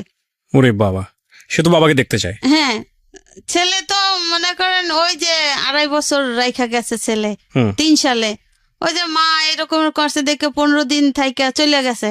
তখন তো বইলে গেছে আমি আর আসবো না, যদি পারি নিয়ে যাব বউ বাচ্চা, না তার আসবো না। হ্যাঁ, এই অবস্থা। ঠিক আছে, ভালো কথা। এখন তারে ফোনের পর ফোন করা হয়, সে আসে না, সে আসে না। না আসাতে আমাকে বলে কি যে এই তো আমি আগামী মাসের 15 তারিখ আসতেছি। আমি তো মহা খুশি, সবাই খুশি, আসতেছে, ভালো কথা। সে আসে না। না আসাতে ওদিন লাস্ট ডেট, মনে করেন ডিসেম্বর মাসে, 11 সালের ডিসেম্বর মাস। তো আসার কথা, আসে নাই। এরপরে ওরে তার এক রুমের এক লোকের নাম্বার ছিল আমার কাছে। তার নাম্বার না পাইলে আমি ওই লোকের নাম্বারে কল দিতাম যে সে কোথায় আছে, কেন ফোন ধরে না, কেন ফোন দেয় না, টাকা পয়সা ঠিক মতো দেয় না, ছেলের বেতন দিতে হবে। এভাবে করে ওই লোকের মাধ্যমে মাঝে মাঝে যোগাযোগ করা হইতো। তো এখন এখন হ্যাঁ ওর বাবার ফোনে ফোন দিতে আসি, কিন্তু ফোন বন্ধ। কি ব্যাপার? তাহলে সে আসার কথা বললো, সে কি কোনো পথে ঘাটে অ্যাক্সিডেন্ট হলো না কি হলো, একটা টেনশন না, যে তারিখ দেওয়া যে এই তারিখই সে আসতেছে। এরপরে সে আসতেছে না। এখন আমার ননদের হাজবেন্ড বলে কি যে আপনার কাছে কি অন্য কারোর নাম্বার আছে? আমি বলছি কি হ্যাঁ, তার এই রুমের একজন লোক আছে, তার নাম রশিদ, তার নাম্বার আছে। আমি তো মাঝে মাঝে তারে না পাইলে এই নাম্বারে কথা বলি, তার কাছে জিজ্ঞাসা করি, খোঁজ খবর নেই। এরপরে ঠিক আছে নাম্বারটা দেন। এই নাম্বারটা দিলাম সেই 12 সালে, ফেব্রুয়ারি মাসে। আচ্ছা। সে এরপর আমার ননদের হাজবেন্ড ফোন দিল ওই লোকের কাছে, ওই লোকের কাছে ফোন দিল। তখন আমার হাজবেন্ড রুমেই আছে, একই রুমে আছে। ওই যে সে আসার কথা তারিখ দিছে, সে আসে নাই। তো না আসাতে এখন বকাঝকা করবে না, রাগ করবে না, এই জন্য সে আর ফোন ধরে নাই। ফোন না ধরাতে আমার ওই ননদের হাজবেন্ড বললো কি যে ওকে বললেন যে ওর বাবা মারা গেছে, ওর আর আসতে হবে না, ও যখন খুশি তখন জানি বাংলাদেশে আসে। ওকে। হ্যাঁ, এই কথা বলার পরে সে চিৎকার দিয়ে উঠছে যে সত্যি আমার বাবা মারা গেছে।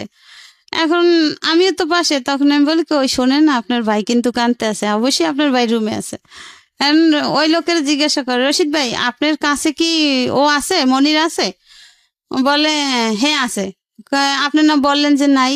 বলে এই যে মাত্র রুমে ঢুকছে, আপনি কথা বলতেছেন, এই কথা শুনে এসে রুমে ঢুকেই চিৎকার দিছে। বলে ঠিক আছে, ওকে বলেন, শান্ত হইতে বলেন, যে ওর বাবা এখনো মুমূর্ষ অবস্থায় আছে, হয়তো বা ওর জন্য পরানরা অপেক্ষা করে, ওকে 2-1 দিনের ভিতর পাঠাই দেন।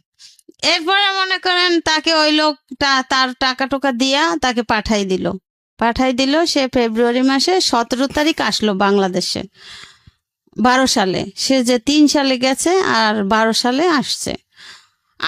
আয়সা দেখছে তার বাবা খুবই মুমূর্ষ, মানে ক্যান্সার রোগী। তো 17 তারিখ আসলো, তা মার্চ মাসে 3 তারিখ তার বাবা মারা গেল। ও ওকে। বাবা মারা গেল। এরপরে মনে করেন আমার জীবনের ঝড় শুরু হয়ে গেল। যে এখন আমার ননদরা আমাকে বলে যে তুই তো এতদিন তো শ্বশুরের আন্ডারে ছিলি, তোর শ্বশুর তোরে দেখছে, তোর শ্বশুর তোরে কেয়ার করছে, এখন তোরে কে দেখবে, এখন তুই কার কাছে থাকবি? এখন এইখানে তোর স্বামীরও কিছু নাই, তোর শ্বশুরেরও কিছু নাই, এখন তুই চলে যা, তুই এই বাড়ি থেকে বের হয়ে যা। এরপরে মনে করেন আমার স্বামী আমার পক্ষে আছে কিছুদিন। এরপরে তারা কি করলো, বলে কি যে তোর বউয়ের সাথে বিভিন্ন ছেলেদের সাথে সম্পর্ক আছে, তো মোবাইলে অনেক কথা বলে। তাই এখন আমি বলি কি যে আমি তো সহজে কারোর সাথে কথা বলি না, আর এই ফোন দিয়ে তো আপনার মেয়েরা, আপনার নাতি কথা বলতো, আমি তো আর কথা বলতাম না। ঠিক আছে, খুঁজে বের করেন যে আমার সাথে কার সাথে সম্পর্ক আর আমি কোথায় যাই। আমার ছেলে যে কিবরিয়া ভাই স্কুলে যাইতো, আমি কিন্তু স্কুলে যাইতাম না, কেন আমি মনে করেন সবসময় একটু পর্দায় থাকার চেষ্টা করতাম। আর আমি 5 ওয়াক্ত নামাজ পড়তাম, আমি সহজে বাইরে বের হইতাম না। যে আমার স্বামী নাই, আমার একজনে একটা কথা বলতেই পারে, একজনে একটা কথা বইলে ফেলাইতে পারে, যেহেতু আমার ঘরের পরিস্থিতি ভালো না, আমার ঘরের মানুষই আমার পছন্দ করে না, ভালোবাসে না, তাহলে আমার তো সেইভাবে চলতে হবে। এইভাবে করতে করতে এখন মনে করেন আমার স্বামীরে এমন ভাবে করে লইছে। হ্যাঁ, এরপরে আমার স্বামী বলে কি ঠিক আছে মা, অনেক বছর তো একত্র ছিল, এখন তাইলে একটা কাজ করেন, ওরে আমার ছেলে নিয়ে একটা আলাদা রুম ছাইরা দেন, আমি যতটুকু পারবো দেবো, যেমনি পারে ও চলবে ছেলে নিয়ে। এখন আমার শাশুড়ির কথা হচ্ছে যে না, আমি তো রাখবো না, আমি তো আগেই তোকে বলছি, আর আগেই তার তার নাকি একটা প্ল্যান ছিল যে যেহেতু আমার বাচ্চা হয়ে গেছে, এখন আমার বাচ্চাটা একটু বড় হোক, বড় হওয়ার পরে আমাকে তার ছেলের কাছ থেকে বিদায় করে দেবে। এরপরে মনে করেন এখন তো বিভিন্ন রকমের কথা, এখন আমি তো কথা জীবনেও শুনি নাই বা কি করব। এই এখন আমার স্বামী পারতেছে না আমার শাশুড়ির সাথে। এখন আমার স্বামী বলে কি, ঠিক আছে মা, তাহলে আমি তো বাড়িঘর করতে টাকা দিছি, তাহলে আমার কিছু টাকা দেন, আমি দেশের বাড়ি ঘর করে ওরে দেশের বাড়ি রাখি। না, তা হবেই না, তা হবে না, তাকে বিদায় করা চাই। এখন কি করলো, দেখে যে না আমার স্বামীও মোটামুটি আমার পক্ষে আছে। এরপরে আমি বলি কি, দেখো ছেলে তো বড় হয়েছে, এখন ছেলে তো আর অবুঝ না। হ্যাঁ, ছেলেও বোঝে, তোমার ছেলেকে জিজ্ঞাসা করো বা তোমার যে আত্মীয় স্বজন আছে, আশেপাশের লোক আছে, হ্যাঁ তুমি তাদের সবার কাছ থেকে খোঁজ খবর নাও আমি কোথাও গেছি কিনা। এরপরে মনে করেন এখন কোনো কিছু না পাইয়া, আমার এক বোন আছে সায়দাবাদ, মাঝে মাঝে আমার ননদদেরকে নিয়ে যাইতাম, আমার এই ছেলেকে নিয়ে যাইতাম। হ্যাঁ, আমি একা কখনো যাইতাম না, বা বেশিরভাগই আমার শ্বশুর আমাকে দিয়ে আসতো, আর আবার সেই গিয়ে নিয়ে আসতো। এখন বলে কি যে ঠিক আছে, কোথাও কোনো ইয়া নাই, আহ, এর বোনের সাথে সম্পর্ক আছে, বোনের হাজবেন্ডের সাথে। আমার বোনের 2 মেয়ে কলেজে পড়ে, এখন আর এক বাচ্চা হয়েছে, এখন 3 বাচ্চা। তো এইভাবে করতে করতে কিভাবে কিভাবে যে কি হইলো, এরপরে আমার স্বামী বাহিরে চলে গেল। হুম। আমি আমি অসুস্থ, এই এত বাজে টেনশনে আমি অসুস্থ হয়ে গেছি। এখন আমার স্বামী আমাকে বলে কি, দেখো এত বছর আমার বাবা ছিল, বাবার ইয়াতে তুমি থাকতে পারছো, এখন যে পরিস্থিতি, আহ আমি তো বাইরে চলে যাবো, তা তুমি এখানে থাকতে পারবা না, তার সাথে একটা কাজ করো, এখন তো আমার কাছে টাকা পয়সা নাই, তুমি আপাতত কিছুদিন যাইয়া তোমার বাবার বাড়ি থাকো। আমার মাও হুম। নাই, মাও মারা গেছে এর হুম। ভিতরে 10 সালে। এখন আমি বলি কি, আমি এত বছর তোমাদের বাড়িতে থাকলাম, আর এখন আমি বাপের বাড়ি যাই থাকবো, ছেলে বড় হয়েছে, ছেলে স্কুলে পড়ে, ছেলে তখন 6-এ পড়ে। ওকে। হ্যাঁ, তখন এখন আমি কার কাছে গিয়ে থাকবো, আর ছেলের লেখাপড়া কি হবে। বলে কি, তো ছেলে থাকুক, তুমি যাও। এবার আমি বলি কি যে ঠিক আছে, আমাকে বলে কি যেহেতু তুমি অসুস্থ, তুমি দেশে যাই একটু ঘুরে ফিরে আসো, সুস্থ হয়ে যাবো। আমি কাছে কি ঠিক আছে, তাইলে আপনিও চলেন, আপনিও গিয়ে বেড়াই আসবেন, আর আমিও দেখি যদি সুস্থ হই, ঠিক আছে তা ও থাক, ওর পরীক্ষা চলে। এখন আমাকে তারই বাড়ির এক ভাড়াটিয়া বলে কি যে তুমি কোথাও যাইও না, তোমার পিছনে বড় ষড়যন্ত্র চলে। আচ্ছা। হ্যাঁ, আমি কই, কেন আপা, কি ষড়যন্ত্র? বলে তুমি যদি এই বাড়ি থেকে বের হও, এই বাড়িতে আর উঠতে পারবে না, তোমার এই বাড়ি থেকে বিদায় দেওয়ার প্ল্যান চলতেছে। তা এখন এই কথা শোনার পরে আমি বলছি কি ঠিক আছে, আমি কোথাও যাব না, ছেলের পরীক্ষা, তো পরীক্ষা শেষ হয়ে নেক, তারপরে আমি ছেলেকে নিয়েই তোমাকে নিয়ে বেড়াইতে যাব। বলে আমার তো অত সময় নেই, আমি তো চলে যাব, তাই তুমি যাও এখন। আমি বলছি না, আমি যাইতে পারবো না। এরপরে মনে করেন তারা কিতে কি করছে কি জানি না, মনে করেন আমার একেবারে আমি এত অসুস্থ, মরার অবস্থা। এখন আমার ভাইদেরকে ফোন দেয়, আপনার বোন অসুস্থ, আপনার বোনকে আইসা নেন। তা আমার ছেলের কাছে টাকা নাই, ওর বাবা মারা গেছে, ও হঠাৎ আইসা পড়ছে। হ্যাঁ, তো এখন কি করবে। এরপরে আমি যাই না, না যাওয়া তো মনে করেন এরকমের করতে করতে 1 মাস শেষ হয়ে যায়। সে যে ফেব্রুয়ারি মাসের 17 তারিখ আসছে, মার্চ মাসের 3 তারিখ তো তার বাবা মারা গেছে। এই মার্চ মাসটা সে ছিল তো এইভাবে গন্ডগোলের ভিতরে। এরপরে একদিন মার্চ মাসের লাস্ট তারিখে আমি আর সে শুয়ে আছি, আমার শাশুড়ি গিয়া বলে কি, এই ওঠ, আমার হাজবেন্ডকে বলে, এই ওঠ। এখন বলে কি, কেন মা, কোথায় যাব? বলছে ওঠ, এদিকে আয়। গেছে অন্য রুমে ডাইকে নিয়ে, পাসপোর্টটা ছিল তার মায়ের হাতে। বলছে তুই এখন এয়ারপোর্ট যাইয়া পাসপোর্ট ওকে করে তুই কালকের সকালের ভিতর চলে যাবি, তুই থাকতে পারবি না।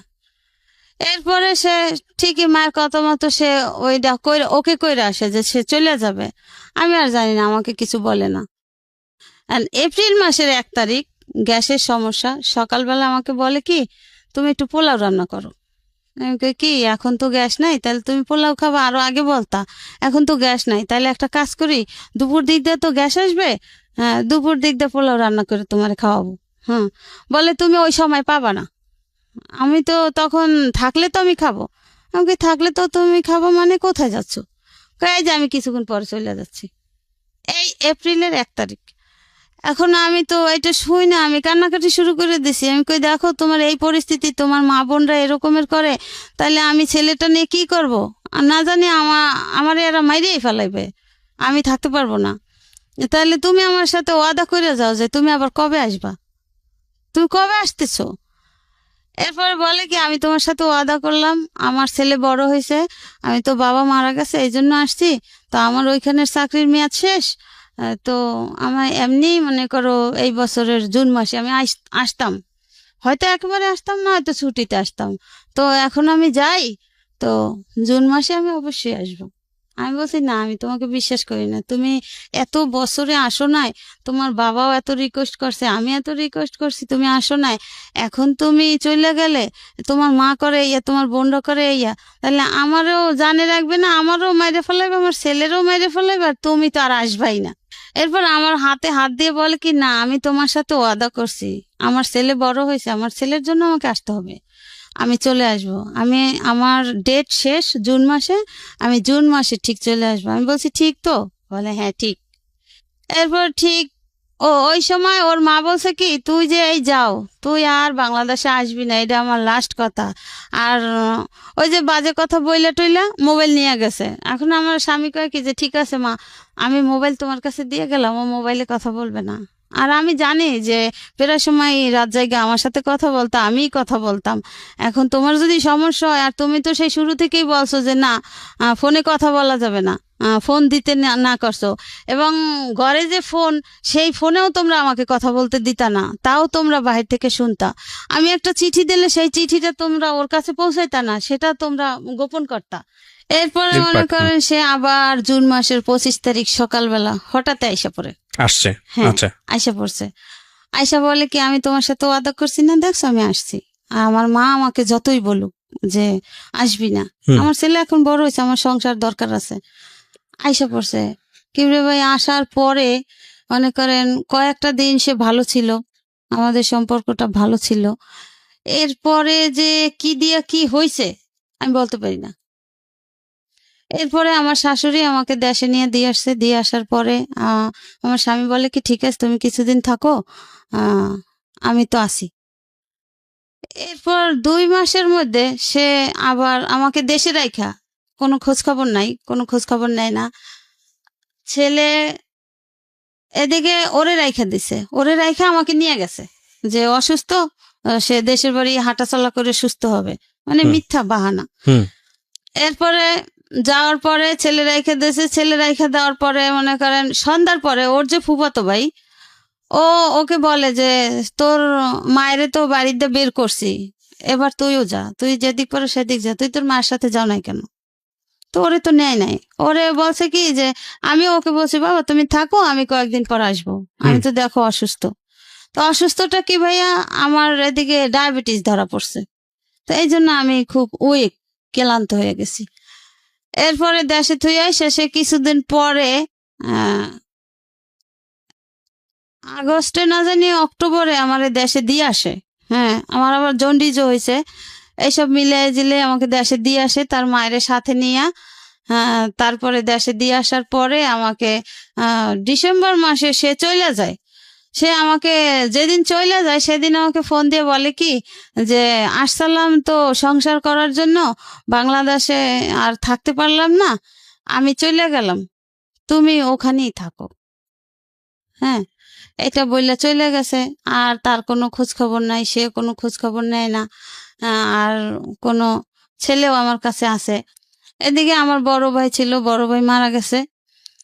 বড় ভাইয়ের কাছে আমার শাশুড়ি ওর বাবারে বাহিরে পাঠাই দিয়া, আমার শাশুড়ি বলে কি যে, আমরা তো আপনার বোনকে আর নেব না, আপনার বোন আপনারা রাইখা দেন, আমার ছেলে বিদেশে চলে গেছে, আর আসবে না। হ্যাঁ, এটা বলার পরে আমার ভাবি বলে কি, ঠিক আছে যদি না নেন, যদি আপনাদের ছেলে আমার বোন নিয়ে সংসার না করে আমার ননদ দিয়ে, তাহলে তার আমরা জোর করে করাইতে পারবো না, তাহলে আপনাদের ছেলে আপনারা নিয়ে যান। বলে না, আমাদের ছেলেরও আমাদের দরকার নেই, ছেলেও ছেলের মার কাছে থাকুক। এইভাবে তো মনে করেন এতদিন গেছে, এখন আমি সবার সাথে যোগাযোগ করি, আমার সাথে কেউ যোগাযোগ করে না। সবার ফোন দিলে ফোন কাইটা দেয়, হুম। বা তখন ঘরে টিএনটির লাইন আছে, ফোন দিলে ফোন ধরে না। এরপরে মনে করেন সে চলে যায়, এই কথা বলে, আর কোনো খোঁজ খবর নাই। আমার শাশুড়ি এই কথা বলে। হ্যাঁ, এবার ঠিক আছে, আমার ভাইরা বলে কি ঠিক আছে তুই তো অসুস্থ, ঠিক আছে থাক, দেখি ও আবার বাংলাদেশে আসুক, কবে আসে। এরপরে তারা বলে কি, আমার আমার শাশুড়ি আমার বড় ভাইকে ফোন করে বলে কি যে আমার ছেলে তো আপনার বোনকে নিয়ে সংসার করবে না, আপনি আমার ছেলে ডিভোর্স দিয়ে দিয়েছে, আপনি আইসা নিয়ে যান। তখন আপনার ছেলে কোন ক্লাসে পড়ে? আমার ছেলে তখন 6-এ প্রথম সেমিস্টার পরীক্ষা দিচ্ছে, আচ্ছা, সে 12 সালে। ওকে। হ্যাঁ, এরপরে মনে করেন আমার ভাই কয় এটা কি ধরনের কথা। এটা ফোন করে কে ফোন করে বলছে? আমার শাশুড়ি। শাশুড়ি ফোন করে বলছে? হ্যাঁ, ওর দাদি। ওকে। আর আমার স্বামী তো সেই ডিসেম্বর মাসের তারিখটা আমার মনে নাই, সে ফোন করে বলছে যে আসসালাম থাকতে, আর থাকতে পারলাম না মা বোনের জ্বালায়, তুমি ওভাবে থাকো আর আমি চলে গেলাম, আমার জীবনে সুখ নাই। হুম। এই কথা বললে সে মানে বাহিরে গিয়ে আমাকে ফোনটা দিছিল, হুম। বাংলাদেশে থেকে আর ফোন টোন দেয় নাই। তো এইভাবে গেছে, এইভাবে করতে করতে এখন আমি শুনি কি যে আমার শাশুড়ি আমার স্বামীকে বিয়ে করাবে, মেয়ে দেখতেছে। ডিভোর্সটা হয়ে গেছে? না, এর ভিতরে আমি কোনো কাগজপত্র কিছুই পাই নাই। আচ্ছা। তো আমার এদিকে আমার এক খালাতো ভাসুর আছে, এই মিরপুরে বাড়ি, সে একজন লয়ার। তার সাথে আমি কথা বলছি, প্রায় সময় কথা বলছি ভাইয়া এই ব্যাপার, এখন আমি কি করতে পারি। বলছে দেখো তোমার শ্বশুর পছন্দ করে আনছে, সে তো মারা গেছে, আর যেহেতু তোমার শাশুড়ি, এখন বাড়িটা হয়েছে তোমার শাশুড়ির, ঢাকার এই বাড়িটা আমার শাশুড়ির, হুম। এখন তোমার শাশুড়ি তোমাকে পছন্দ করে না, আর আমরা জানি যে আগেও তোমাকে পছন্দ করতো না, এখন তোমার উপরে অত্যাচারের মাত্রাটা খুবই বাইরে গেছে, এখন তোমার স্বামীও নাই, তুমি এখানে এসে কি করবা। হ্যাঁ, তার সাথে থাকো, দেখো ও কবে আসে বাংলাদেশে, ও আসলে তুমি আসতে পারো, কিন্তু এখন তোমার স্বামীও নাই, শ্বশুরও নাই, তুমি কার আশ্বাসে আসবা। কিন্তু সে তোমাকে রাখতে চায় না, তার ঘরে সে তোমাকে থাকতে দিবে না। ও এর ভিতরে একটা জটিল কথা রেখে গেছি ভাইয়া। কথা হয়েছে আমার শাশুড়ি আমার সাথে একে তো আমাকে পছন্দ করতো না, ঠিক আছে, আরো মনে করেন আমার যে কয়েকটা ননদ আছে বড় বড়, হুম। হ্যাঁ, ওরা না মনে করেন বিভিন্ন রকমের ছেলেদের ঘরে আইনা আড্ডা দিত, তো ওগুলো আমি পছন্দ করতাম না, তাই আমার রুমে পর্যন্ত নিয়ে যাইতো। তো আমি একদিন আমার ননদদেরকে বলি কি যে দেখো তোমরা যাই যা করো ওই ড্রয়িং রুমে, অন্য রুমে করো, কিন্তু আমরা এই পরিবেশে বড় হই না, আর এগুলো আমার ভাল লাগে না, আমার বিছানায় কেউ আইসো না। হুম। আর শাশুড়িকে বলছি কি যে আম্মা এগুলো তো আপনার মেয়ে, এদেরকে বিয়ে দিতে হবে, আর ওরা যা করে এগুলো আবার আমার শ্বশুর পছন্দ করতো না। কি রে ভাই, সত্যি কথা বলি, এখানে বসে কেউ মিথ্যা কথা বলতে পারবে না। তো এই কাজটা করতো গিয়ে আপনার এক স্কুলের যে ব্যাচেলার স্যাররা আছে না, হুম। ব্যাচেলার ভাড়া দিত, দোতলায় ব্যাচেলার ভাড়া দিত। তাই রাতের বেলা তারা টিভি ছাইরা, টিভির ড্রয়িং রুম আছে না, হুম। ওই রুমে বসে আড্ডা গল্প গুজব করতো। পরে মনে করেন তো এখন ওই ভাসুরের সাথে আমি এইভাবে আলাপ করছি, আলাপ করার পরে মনে করেন ভাসুর আমাকে এইভাবে বললো এগুলো যে কি ডিভোর্সের পরের ঘটনা, ডিভোর্সের আগের ঘটনা? না, আমি তো ডিভোর্স পাই নাই, তখন এই ব্যাপারে তখন ডিভোর্স হয়ে গেছে অলরেডি? আমি তো জানি না, আজও পাই নাই ভাই।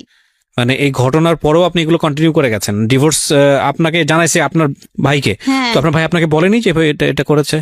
না, ভাই বলছে যে তোর শাশুড়ি এই কথা বলছে, সে অন্য অন্য লোক দিয়ে আর কি, ওই যে যারা রায়বাড়ি করছে না, সেই রাইবারদের মাধ্যমে যে তাদেরকে বলেন আইসা বুঝা নিতে কাবিনের টাকা টোকা। আচ্ছা, তো আপনি ঠিক কি আছে। করলেন এরপরে? তো এরপরে মনে করেন এখন আমি ওই উকিলের সাথে কথা বললাম, আমার হুম। ভাসুরের সাথে। হুম। সে বলছে যে দেখো আপনার ভাসুর আপনার উকিল? আমার উকিল না, আমার এক খালাতো ভাসুর উকিল। ওকে, আচ্ছা, তারপর? মানে তার সাথে আমি আলাপ করছি এ কথা শোনার পরে যে ভাইয়া এরকমের শুনি, বলে তুমি লোকমুখে কথা শুনবা কেন, এটা তো যদি তারা এই কাজটা করে থাকে তাহলে তো সেটা তোমার কাছে যাবে। হুম। হ্যাঁ, তুমি যাইলে পরে তুমি কিছু বলতে পারো, কিছু করতে পারো, সেটা তুমি অ্যাকসেপ্ট করলে করতে পারো, না করলে না করতে পারো, কিন্তু তুমি লোকমুখের কথা কেন শুনবা। হ্যাঁ, এটা হইতে পারে না, এটা কেন হবে। এরপরে আমি বলছি তাহলে এখন আমি কি করতে পারি। বলে দেখো তুমি ধৈর্য ধরো, তুমি এত বছর শ্বশুর বাড়ি স্বামী ছাড়া ছিলা না, এখনো তুমি থাকো, যেহেতু বাপের বাড়ি দিয়ে আসছে থাকো, ভাই বেড়াদাররা তোর ফালাই দিবে না, থাকো, দেখো ও কবে আসে, তখন তুমি আইসো। এখন যেহেতু তোমার শাশুড়ির বাড়ি, এটা তোমার স্বামীরও বাড়ি না, শ্বশুরেরও বাড়ি না।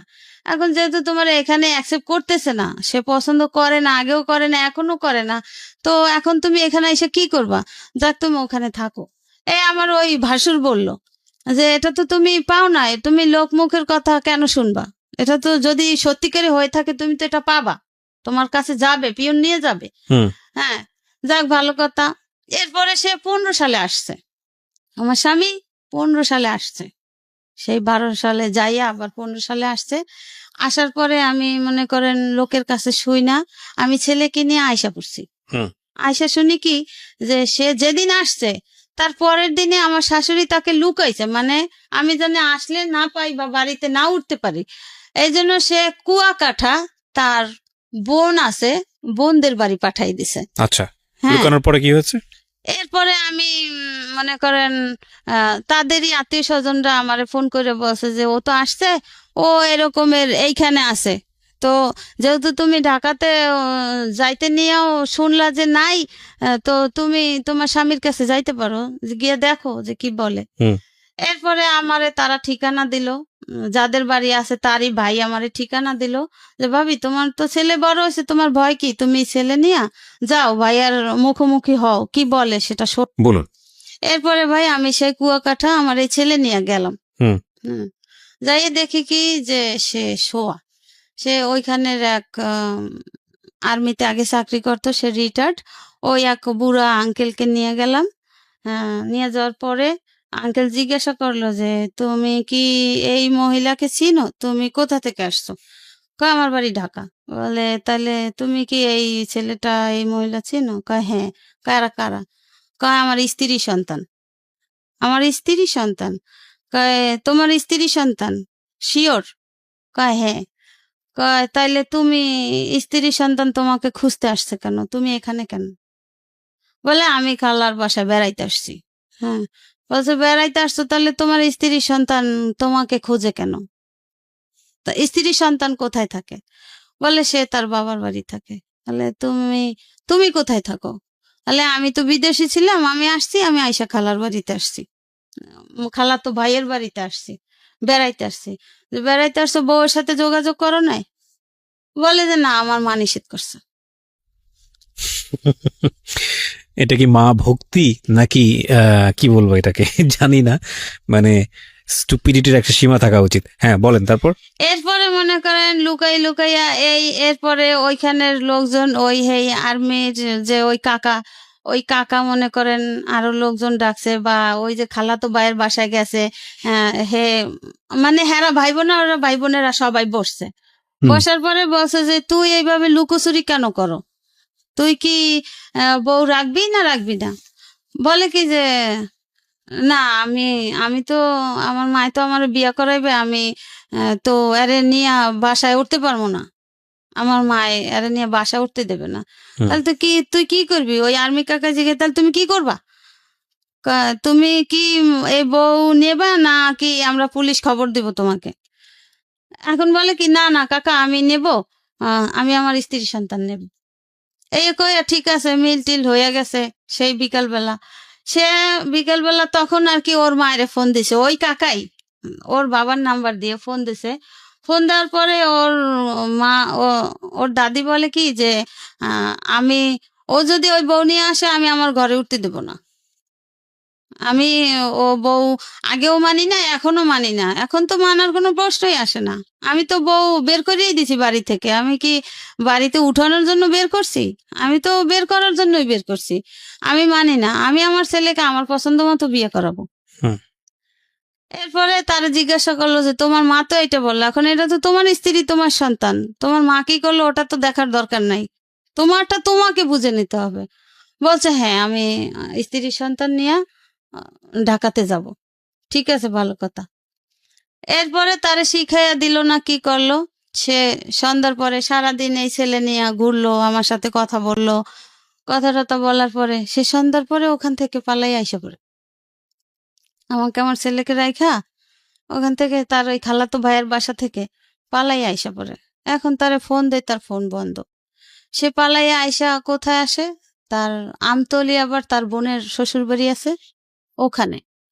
এরপরে আবার আমি খুঁজতে সেই 15 সালে কোরবানির সময় আমি খুঁজতে ছেলে নিয়ে আবার তার কাছে গেছি যে কিভাবে আমি চাইছি যে আমার এত বছরের সংসার, আমার ছেলেটা বড় হয়ে যায়, আমার সংসারটা ঠিক থাকুক, আমার ছেলেটার মান সম্মান ঠিক থাকুক, সে সমাজে মাথা বড় হয়ে সে বাঁচুক, সে ভালো একটা স্কুল কলেজে লেখাপড়া করুক। এই আমি তাকে নিয়ে আসলাম, সে আমাদের সাথে আসলো, আয়সা সপ্তাহখানে ছিল। আমার বোনের বাসায় বেড়াইছি তাকে নিয়ে। এরপরে আমি হেদের বাড়িতে গেছি। হেদের বাড়িতে যাওয়ার পরে হ্যার মা আমার চাচি শাশুড়ির ফোন দিয়ে বলে যে ওরা জিজ্ঞাসা করেন যে ও কি আমার সম্পত্তি চায় না ওর স্ত্রী সন্তান চায়। ও যদি আর স্ত্রী সন্তান গ্রহণ করে তাইলে আমি ওকে আমার সম্পত্তির এক কানা করিও দেব না। এরপরে সে রাতের বেলা এক জায়গায় শুই, ছেলে নিয়ে শোয়, আমি শুই। এটা কি মানে আপনার শ্বশুর বাড়িতেই আপনারা একসঙ্গে থাকছিলেন আলাদা আলাদা করে? হ্যাঁ, শ্বশুর বাড়ি বরিশালে, কাশীপুর। এরপরে সে ফজরের আজান দেয়, তখন আমাকে বলে কি তানভীর মা ওঠো, নামাজ পড়বো না? আমি বলছি হ্যাঁ নামাজ পড়বো। এই কথাটা বললে সে কিবরিয়া ভাই সে যে বাহিরে নামে আর সে ঘরে ফিরে না। এরপর সে পালাইয়া ডাকাতে আইসা পড়ে, আমাকে আমার ছেলেকে ওখানে রেখা।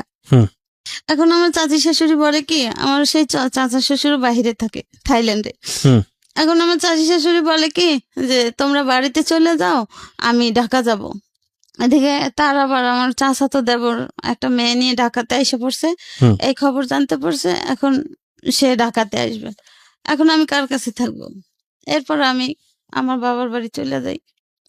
যাওয়ার পরে মানে সপ্তাহখানে পরে আমাকে একজনে ফোন দিয়ে বলে কি যে তুমি দেশে আছো, তোমার স্বামী বিয়ে করে বউ নিয়ে আসছে। আমার শাশুড়ি অলরেডি সে নিজে দাঁড়াই থেকে তাকে বিয়ে করায়। আমার শাশুড়ি নিজে দাঁড়ায় থেকে বিয়ে করে মানে? আপনি ছিলেন ওই সময়? আমি তো বাড়িতে মানে আপনার নিজের বাড়িতে, মায়ের বাড়িতে? হ্যাঁ, আমি আমার মায়ের বাড়িতে। ওকে। এখন আমাকে একজন ফোন করে বলে যে ওদেরই বাড়ির এক ভাড়াটিয়া বলে যে ভাবি তুমি দেশে কি করো, তোমার স্বামী দিয়ে বিয়ে করে আর একটা বউ আনছে। এরপরে আমি কথাটা শুনে আমি ছেলেরে বললাম কি তানভীর তোর বাবা তো বাড়িতে, হ্যাঁ তাই তোর বাবা নাকি বিয়া করছে, তোর দাদি বিয়া করাইছে, বউ আনছে। ছেলে বলে কি চলো আমরা যাই বাড়িতে। এই 15 সালে কিবরিয়া ভাই। এরপরে বাড়িতে আসছি। এর আগে আমার স্বামী বাংলাদেশে আসছে সেই কথা শুই না আমি বাড়িতে আরো একবার আসছি যে আমার শাশুড়ি আমার স্বামীকে আমার সন্তানের মুখোমুখি হতে দেয় নাই। সে ঘর থেকে যখনই আমরা দরজা নক করছি লুকিং গ্লাস দিয়ে দেখে সে অন্য রুম দিয়ে সরাই দিয়েছে, কয়েছে বউ বাচ্চার সামনে তুই যাবি না, তুই ঘর থেকে বের হয়ে যা। আমরা এক দরজার রুমে ঢুকছি, আর এক দরজা খুললা দিয়ে সে বাইরে বের করে দিয়েছে। আগে বিয়ে হয়ে গেছে। এরপর বিয়ে করে বউ আনছে। পরে আমি গেছি আমার ছেলেকে নিয়ে, দুপুরবেলা যাই উঠছি, সে শুক্রবার দিন বউ নিয়ে আসছে। আমি এর পরের দিনই শনিবার দিন যাই আবার বাসায় উঠছি। বাসায় ওঠার পরে ছেলে জিজ্ঞাসা করে আব্বু ওই মহিলাকে? বলে কে? তোর একটা আন্টি। কয় আন্টি কোথা থেকে আসলো? কেমন আন্টি?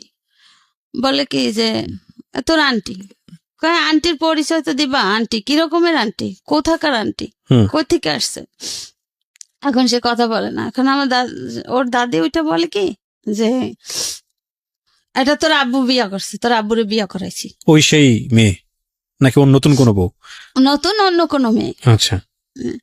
তোর বাপেরে বিয়া করাইছি, আমি বিয়া করাইছি, তোর সমস্যা কি? এবার ও বলে কি যে আমার সমস্যা কি মানে আমার মা থাকতে আমার বাপ আর একটা বিয়ে করবে কেন? কারণ কি? আমার বাপ তো এত বছর ছিল না, এখন বাংলাদেশে আইসা সে পাগলামি কেন করবে? কি কারণ? আমি তো বড় হয়েছি, তার কিছু প্রশ্ন থাকলে সে আমাকে করতে পারে। তো কয় তুই ছেলে মানুষ, তোর দ্বারা কইবে কি? একটা পুরুষ মানুষ 5টা বিয়ে করতে পারে, সমস্যা নেই। বলছে বিয়ে করতে পারে, ভালো কথা। আমার মায়ের তো অনুমতি নেবে, আমার মায়ের কাছে সাজেশন নেবে না সে? আমার মা যদি বলে তাহলে সে বিয়ে করবে, তা না হলে সে কিভাবে বিয়ে করে? কত ছেলে মানুষ, তোর কাছে এত কথা বলবো কি? যা তুই প্রসেসর। আমার স্বামীরে ওর বাবারে সে ঘর থেকে বের করে দেয়। কে বের করে দেয়? ওর দাদি। আচ্ছা। এখন আমরা যেহেতু উপস্থিত হয়েছি, এখন একটা ঝামেলা হইতে পারে। হ্যাঁ, তো ওরে বারবার কয় কি তুই যা। আর ও সামনে গিয়ে দাঁড়াইছে, আব্বু তুমি কোথায় যাও? কয় আমি একটু বাহিরে যাই, কাজ আছে। কয় ঠিক আছে, তোমার বাহিরে কোথায় কাজ, চলো আমি তোমার সাথে যাব। ওর দাদি ওরে টাইনা ধরে, কেন তুই যাবি? ও যাইবো ওর কাজে, তোর সমস্যা কি? তুই কই যাবি? তুই ওই পাশে যাইয়ে ব। এভাবে করতে করতে মনে করেন এখন ওর বাবারে যখন এক পর্যায়ে ও ঘর থেকে বের হইতে না দেয়, ওই মুহূর্তে আমার মেজ ননদের মেয়ের জামাই, সে গাজীপুরে সমরাস্ত্র কারখানায় চাকরি করে, ওরাও উপস্থিত ছিল ওখানে। তো ওরে রুমের ভিতরে টাইনা নিয়া এর এর ভিতরে আমার শাশুড়ি আমার রুমের ভিতরে টাইনা নিয়া মানে আচ্ছা মতো মারছে। হুম।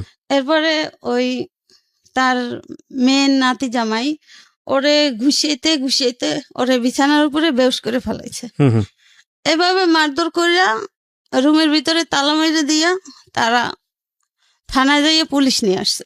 হুম পুলিশ নিয়ে আসছে, কি কি সমস্যা, কি প্রমাণ, কি অবস্থা, কেন পুলিশ?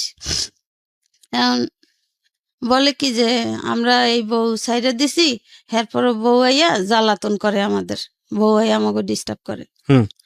এরপরে এলাকার লোকজনও কিছু কিছু আসছে, আইসা আমারে জিজ্ঞাসা করছে। এবার আমি বলছি যে কাকা এই ব্যাপার, আমার এরকমের অসুস্থ ছিলাম, আমার দেশে দিয়ে আসছে আমার শ্বশুর মারা যাওয়ার পরে, আপনারা তো সবই জানেন এলাকার লোক।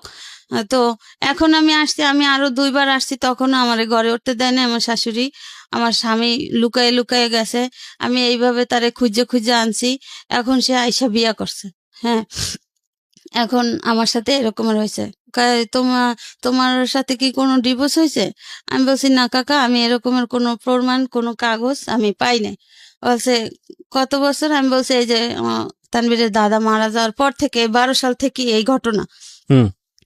তো এরপরে এরা জিজ্ঞাসা করছে, পুলিশ জানছে, পুলিশেরা জিজ্ঞাসা করছে যে আপনারা কি ডিভোর্স দিয়েছেন, তাহলে তার কাগজ কই? কাগজ দেন, আপনাদের কাছে কি কাগজ আছে? আমাকে জিজ্ঞাসা করছে আপনি কি এরকম কোনো কাগজ পাইছেন? আমি বলছি জি না স্যার, আমার স্বামী যাওয়ার সময় আমাকে এই কথা বইলা গেছে, এরপর আর তার সাথে আমার কোনো যোগাযোগ নাই, সে আমাকে কোনো খোঁজ খবর নেয় নাই। এখন আমি আসছি, তারা আমার সাথে এরকম ব্যবহার করতেছে। এরপরে তারা কি একটা কাগজ দেখাইলো, দেখানোর পরে ওই পুলিশরাই বলতেছে যে আপনারা যে ডিভোর্স করছেন, এখানে তো মেয়ের সিগনেচার থাকবে, তারপরে মেয়ের দেনা পাওনা কি আপনারা শোধ করছেন? হুম। আমার শাশুড়ি বলে কি যে তারে সাচ্ছি, সে নেয় নাই। এরপরে একজন মুরব্বী আছে, মুরব্বী বলে এটা কি মগের মুল্লুক যে তোমরা তারে বলছো যে সাইডে দিছো, হেইতি হইয়া গেছে, তোমরা তারে কাবিনের টাকা সাচ্ছ। কাবিনের টাকা তো তোমাদের সারতে হবে না, দিতে তোমরা হবে। যদি ডিভোর্স দিয়ে থাকো তাহলে এরা তো সে আইনত ভাবে এমনি পেয়ে যাবে, রাইট। আইনত ভাবে সে পাবে। সে কাগজে সিগনেচার করুক বা না করুক, সেটা আইন কথা বল। এরপরে মনে করেন হেরা ওইভাবে মাইরা টাইরা যে দক্ষিণখান থানায় তারা টাকা দিয়ে আসছে যাতে আমি কোনো কেস মামলা কিছু না করতে পারি।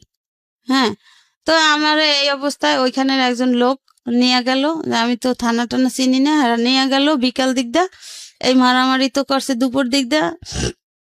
এরপরে ওই পুলিশরাও বলল যে না এটা তো হবে না, ঠিক আছে তুমি যেহেতু এই তোমার ছেলে। আমি বলছি জি স্যার, এই আমার ছেলে। বলে যে ছেলে তো যথেষ্ট বড়, ছেলে তো আর ছোট না, ছেলেও তো কিছু বলতে পারে, ঠিক আছে তুমি আইনের আশ্রয় নাও, এই কথা আমারে বলল। এরপরে আমি একজন লোক নিয়ে আমি দক্ষিণখান থানায় গেলাম। দক্ষিণখান থানায় যাওয়ার পরে ঘটনা বললাম যে স্যার এই ঘটনা। তো একজন ওসি কেস লিখতে নিয়ে অর্ধেক লেখছে স্যার, ভাইয়া, লেখার পরে তার একটা ফোন আসছে, সে কাগজটা ছিঁড়ে ফালাই দিছে সঙ্গে সঙ্গে। হ্যাঁ, সে ওই যে লেখছে যতটুকু আমার শিকার অব্দি আমার মুখের জবান, সে ওই কাগজটা ফালাই দিছে। এখন সে আর আমাকে কিছু জিজ্ঞাসাও করে না, আর কিছু লেখেও না। এখন আমি অনেক সময় বসে আছি, বসে আছি পর আমি যাকে নিয়ে গেছি সে আবার আমার ইশারা দিয়ে ডাকছে, বলছে কি ব্যাপার, তুমি কাগজটা এখনো আনতে পারো নাই? আমি বলছি ভাইয়া উনি তো কাগজটা লিখতেছে না, উনি কাগজটা লিখতেছিল, একটা ফোন আসছে, উনি কাগজটা ছিঁড়ে ফালাই দিছে, এরপর তো আমাকে কিছু জিজ্ঞাসা করে না, লেখেও না। হুম। এরপর ওই লোক গেছে যে এ মহিলার কি খবর, কি কি অবস্থা, মহিলা কতক্ষণ যাবত আইসা বসে আছে। এরপর ওই দারোগা না ওসি সে বলছে যে এ মহিলার অন্য রুমে পাঠাই দেন, এখানে আমি কিছু করতে পারবো না, এটা আমি করি না, এই এলাকাটা আমি করি না। এরপরে অন্য রুমে গেলাম, অন্য রুমেও জিজ্ঞাসাবাদ করার পরে আমার নামটা যখন জিজ্ঞাসা করলো, আমি যখন ঠিকানাটা বললাম, সেও অফ হয়ে গেছে, সেও আর কিছু বলে না। এরপরে আমি কই কি ব্যাপার ভাই, আমি কি বসে থাকবো? এরপর কিছুক্ষণ পর আবার ওই লোক, কি ব্যাপার আপনার কাজ হয় নাই? আমি বলছি না, উনি তো কিছু বলে না, উনি তো কিছু করতেছে না। এরপরে ওই লোক জিজ্ঞাসা করলো যে কি ব্যাপার, কি সমস্যা? বলছে না, এখানে কিছু হবে না, এর কোর্টে যাইতে হবে। হুম। তখন ডিসেম্বর মাস, এর কোর্টে যাইতে হবে। তা কোর্টে কিভাবে যাব? কোর্টে কেন? যে এর মীমাংসা হইতে হলে তার কোর্টে যাইতে হবে। কারণ আমার সাথে তো, আমি তো ছেলে নিয়ে গেছি, আমার সাথে তো আর কেউ নাই, আর আমি এখন কোর্টে কিভাবে যাব? এরপরে যাই হোক, এদিকে আমার ছোট ননদের হাজবেন্ড হে আমারে ফোনে ফোনে বলতো যে ভাবি তুমি ওই জায়গায় যাও, ওই জায়গায় যাও। হ্যাঁ, কিন্তু এটা ছিল তাদের সম্পূর্ণই, আমার ননদের হাজবেন্ড যে আমাকে বলতো, আমি তো ভাবতাম যে হয়তো একটা সংসারের কেউ ভালোবাসে, কেউ ভালোবাসে না, এটাই স্বাভাবিক, একজন না একজন তো সাথে আছে। তো এর কথা মতো আমি কাজ করতাম, কিন্তু পরে জানতে পারলাম যে এরা সম্পূর্ণ তাদের সাজানো। আচ্ছা। এরপরে মনে করেন এই যে গেলাম, মাইটের খাইয়া আর কিছু করতে পারলাম না। এবার ছেলে নিয়ে দেশে চলে গেলাম। দেশে যাই এভাবে করে ছেলের এসএসসি পাস করাইলাম। এখন ছেলে কলেজে পড়ে, আর আমার স্বামী সেই যে গেছে আর আসে নাই। ওকে। এখন আর সে বাংলাদেশে আসে নাই, আর এই পর্যন্ত কোনো যোগাযোগও নাই, ছেলেরও কোনো খোঁজ খবর নেয় না। আমি ভাই ছেলেটা নিয়ে অনেক সমস্যা আছে, যে মনে করেন আমার বাবা মা নাই, আমার ভাই বেরাদাররা যার যার সংসার নিয়ে ব্যস্ত, আমি ছেলেটাকে নিয়ে কিভাবে মানুষ করি? আর আমি একটা স্কুলে চাকরি করি, সেখানে সামান্য কিছু বেতন পাই। ডিভোর্স হয়েছে আপনার কবে, কত সালে এটা? তারা বলতেছে যে সেই 12 সাল। এখনো আপনি কোনো কাগজপত্র পান নাই? না, আর এত ঝামেলা যে হয়েছে, আমি যে গেছি তারা কোনো কাগজ দেখাইতে পারে নাই। আর ওই যে কাগজটা দেখাইছে, তারা তো বলছে যে এটা তো ডুপ্লিকেট কাগজ, আপনাদের এখানে তো তার সিগনেচার থাকবে বা তার দেনা পাওনা পরিশোধ করবেন, আর এটা আপনারা সাধবেন কেন? এটা তো আপনারা যদি কত ডিভোর্স টাকা দিয়ে ছিল থাকেন। দিনমোহর? হ্যাঁ, কত টাকা ছিল? আমার দিলমোহর 1 লাখ টাকা করছিল। আপনি পুলিশ ছাড়া আপনি কোর্টে যাননি কেন? স্যার আমি কোর্টে গেছি, আমি মনে করেন ওই ওই ননদের, আমি তো তখন চিনি না আমি কোথায় যাব। তো ওই ননদের, ছোট ননদের হাজবেন্ড আমাকে বলছে কি যে জজ কোর্ট না। আচ্ছা, ওই- আপনার ছেলেকে আমি একটু ফ্লোর দিই। 3 নম্বর। তোমার আম্মা যে বিষয়গুলো এখানে বললো সব তো তুমি জানো, জি। বা তার চেয়ে অনেক বেশি কিছু জানো, হয়তো সময়ের অল্পতার কারণে সে অনেক কম বলছে। তো তুমি কি চাও আগে, সেটা আগে বলো আমাকে। তোমার সঙ্গে তোমার বাবার কথা হয়? আমি আমার বাবার সাথে অনেকবার কন্ট্যাক্ট করার চেষ্টা করছি, বাট আমি করতে পারি নাই। আমার বাবাও করে নাই, আমার ফ্যামিলিরাও আমার সাথে করতে দেয় নাই। আচ্ছা, তুমি তোমার বাবার সঙ্গে, তোমার বাবার এখন কি আছে, মানে উনি কি বাংলাদেশে থাকেন নাকি দেশের বাইরে থাকে? আমার বাবা এখন বাহিরে আছে, এটা জানি। আর ওনার যে সেকেন্ড ফ্যামিলি, ওনারা কি বাংলাদেশে? আমার বাবাকে যে সেকেন্ড যে বিয়ে করাইছিল তারা, সেই বউ, আমি যতটা শুনেছি যে সে এখন পর্যন্ত যে ঈদের সময় যে গেছে, ওই যে গতবার ঈদে যে গেছে, এখন পর্যন্ত আসে নাই। এই ঈদে তার নাকি 1 বছর হয়ে গেছে যে যাকে বিয়ে করাইছে আর কি নতুন, উনি যে গেছে। বাট আমি চাই যে আমার বাবা মা যাতে আবার একত্রিত হয়। আমার একজন ফুফা আছে। তুমি তোমার বাবাকে ফেস করেছো বিষয়টা নিয়ে, যে এই আমি বিষয়টা? আমার বাবার সাথে অনেকবার ফেস করার চেষ্টা করছি, বাট আমার ফ্যামিলি কেউই করতে দেয় না আমার সাথে কন্ট্যাক্ট। তোমার বাবা তোমাকে ফেস করে নাই? হ্যাঁ, আমার ফ্যামিলিও করতে দেয় না। আমার বাবা যদি করতে চাইছে, আমার দাদি ফুপি ওনারা কেউই করতে দেয় না। বিশেষ করে আমার একটা ফুফাতো ভাই আছে, ও বিশেষ করে করতে দেয় নাই। আর আমি ঠিক যতবারই বুঝলাম না, তুমি তো বয়স পড়ো, তোমার বয়স কত? আমার বয়স এখন 20 বছর। তুমি বুঝো না বিষয়টা, রিয়েলিটিটা তুমি বুঝো না। তোমার বাবার, আমি সরি টু সে, তোমার বাবা, তারপর আমি তোমার জায়গা থেকে নিশ্চয়ই অনেক রেসপেক্ট আছে। মানে একটা পুরুষের তো মেরুদণ্ড থাকে, আমি এভাবেই বলতে বাধ্য হচ্ছি। মানে গার্ডসে কি এত সমস্যা যে ফ্যামিলি যাই বললো, যেহেতু সে নিজে ইনকাম করে, পয়সা রোজগার করে, এটা তো তুমি বুঝো। নিশ্চয়ই সেও চায় না তোমার মাকে লাইফে। এখন এখানে তুমি জোর করে হলো বা যে কোনো কিছু হলেও তো এটা তো সমাধান খুঁজতে পারবা না। এটা কি তুমি তোমার মাকে বুঝাও কখনো? আমি এটা আসলে বুঝাতে, আমার বাবার অনুভূতিটা আমি বুঝি, আমার মাকে সে চায় কিনা না চায়। কি বুঝো এটা? তো তুমি কি বুঝো আমাকে একটু বলো তো। আমি বুঝি সেটা হচ্ছে আমি আমার বাবাকে যেই কয়দিন দেখেছি আমার সামনে, আমার মার সাথে সে কোনোভাবে খারাপ বিহেভ করার চেষ্টা করেনি। বাট তার মাকে যখন দেখেছে সামনে আছে, তখন আমার মার সাথে সে খারাপ ব্যবহার করে গেছে। বাট ওনার মা যখন সরে গেছে, আমার দাদি যখন ওনার আমার মা এবং বাবার চোখের আড়াল হয়েছে, তখন আমার মার সাথে কিন্তু আমার বাবা খুব সুন্দরভাবে এটা কথা চরম বলেছে। অন্যায়, এটা ভয়ানক রকমের অন্যায়। আমরা মাকে অবশ্যই, মা হচ্ছেন পৃথিবীর সবচেয়ে সেরা উপহার, কিন্তু মা যদি কোনো অন্যায় করেন সংসার নিয়ে, যেটা ওদের ক্ষেত্রে হয়েছে, সেখানে যে মাকে একদম বাধ্যবাধক, মাকে যে কিছু বলা যাবে না, মা যে অন্যায় করছে সেটা বলা যাবে না, এবং এটা বললে যে ধর্মীয়ভাবেই বলি বা অন্য কোনো দিক থেকেও যে একটা বড় ধরনের অপরাধ হয়ে যাবে, তা কিন্তু আসলে না। কারণ যে কোনো ব্যক্তি যদি কোনো অপরাধ করেন তাকে প্রপারলি সেটা বলার অধিকার আমাদের ধর্মীয়ভাবেও দেওয়া হয়েছে যে তুমি সেটা অপরাধ করছো এবং সেটা করা অন্যায়। এবং স্ত্রীর অধিকার নিয়ে সে কখনোই দাঁড়াতে পারেনি তার হাজব্যান্ডের কাছে বিকজ অফ তার শাশুড়ি। এটা ওনারা যা বললো সেটা যদি সত্যি হয়ে থাকে তাহলে বিষয়টা তাই। আর দ্বিতীয়ত যেটা বলবো যে যেই লোকটা তা সারা জীবন তার মার কথা শুনে আপনাদেরকে সাপোর্ট করতে পারলো না, সেই লোকটার পিছনে অন্য হয়ে দৌড়ানো তো কোনো মানে নাই। বরং আপনারা তাকে ক্ষমা করতে পারবেন কিনা এটাই চিন্তা করেন। আপনার তো মেয়েও হতে পারতো বাংলাদেশের সামাজিক কন্টেস্টে। আমি যদি চিন্তা করি ওর বয়স তো এখন 20 হতো, এবং যদি মেয়ে হতো আপনার জন্য এটা আরো বিপজ্জনক হতো। এটাই আমাদের রিয়েলিটি বাংলাদেশের সামাজিকতার বাস্তবতায়। বিয়ে দিতে সমস্যা হতো, একটা চাকরি বাকরি নিয়ে দৌড়াদৌড়ি করতে গেলে সমস্যা হতো, বিভিন্ন রকমের সমস্যা হয়, যে নারী কেন্দ্রিক যে যত রকমের সমস্যা আমাদের সমাজে আছে, সেই জায়গাটায় আপনি একদিক থেকে এগিয়ে আছেন। এখন আপনার ছেলেটার পড়াশোনার জন্য যে খরচের দরকার, ও তো নিজেই কিছু না কিছু করে রোজগার করতে পারে, ওর সে সামর্থ্য আছে, ও দেখতে শুনতো মার্শাল্লাহ সুন্দর। সুতরাং এই জায়গা থেকে তো আপনি একদিক থেকে এগিয়ে আছেন। আপনার হাজবেন্ড যদি কোনোদিন এমন হয় সহায় সম্বল সবকিছু হারিয়ে আর কোথাও কোনো জায়গা নাই, সে পাচ্ছে না, আপনাদের ফ্যামিলিতে আসছে, তখন আপনারা হয়তো অনেক বেশি ওয়েল এস্টাবলিশড। এই প্রশ্নের উত্তর নিয়ে অনুষ্ঠানটা শেষ করবো আমি, আর বাকিটা সবটুকু আপনিও বুঝেন, আমাদের লিসনাররাও বুঝে। আপনারা ওয়েল এস্টাবলিশ, আপনার ছেলে একটা ভালো চাকরি করে, হয়তো ভবিষ্যতে, নিশ্চয়ই হবে, ভবিষ্যতে ইনশাল্লাহ হবে, এবং আপনার হাজবেন্ডের যদি কোথাও যাওয়ার জায়গা না থাকে, আপনাদের কাছে আসে, আপনারা মেনে নেবেন? জি, আমি মেনে নিব। আমি তার আপনি তো মানবেন? সন্তান। আপনি মানবেন? আপনাকে প্রশ্ন করেছে, আপনি মানবেন?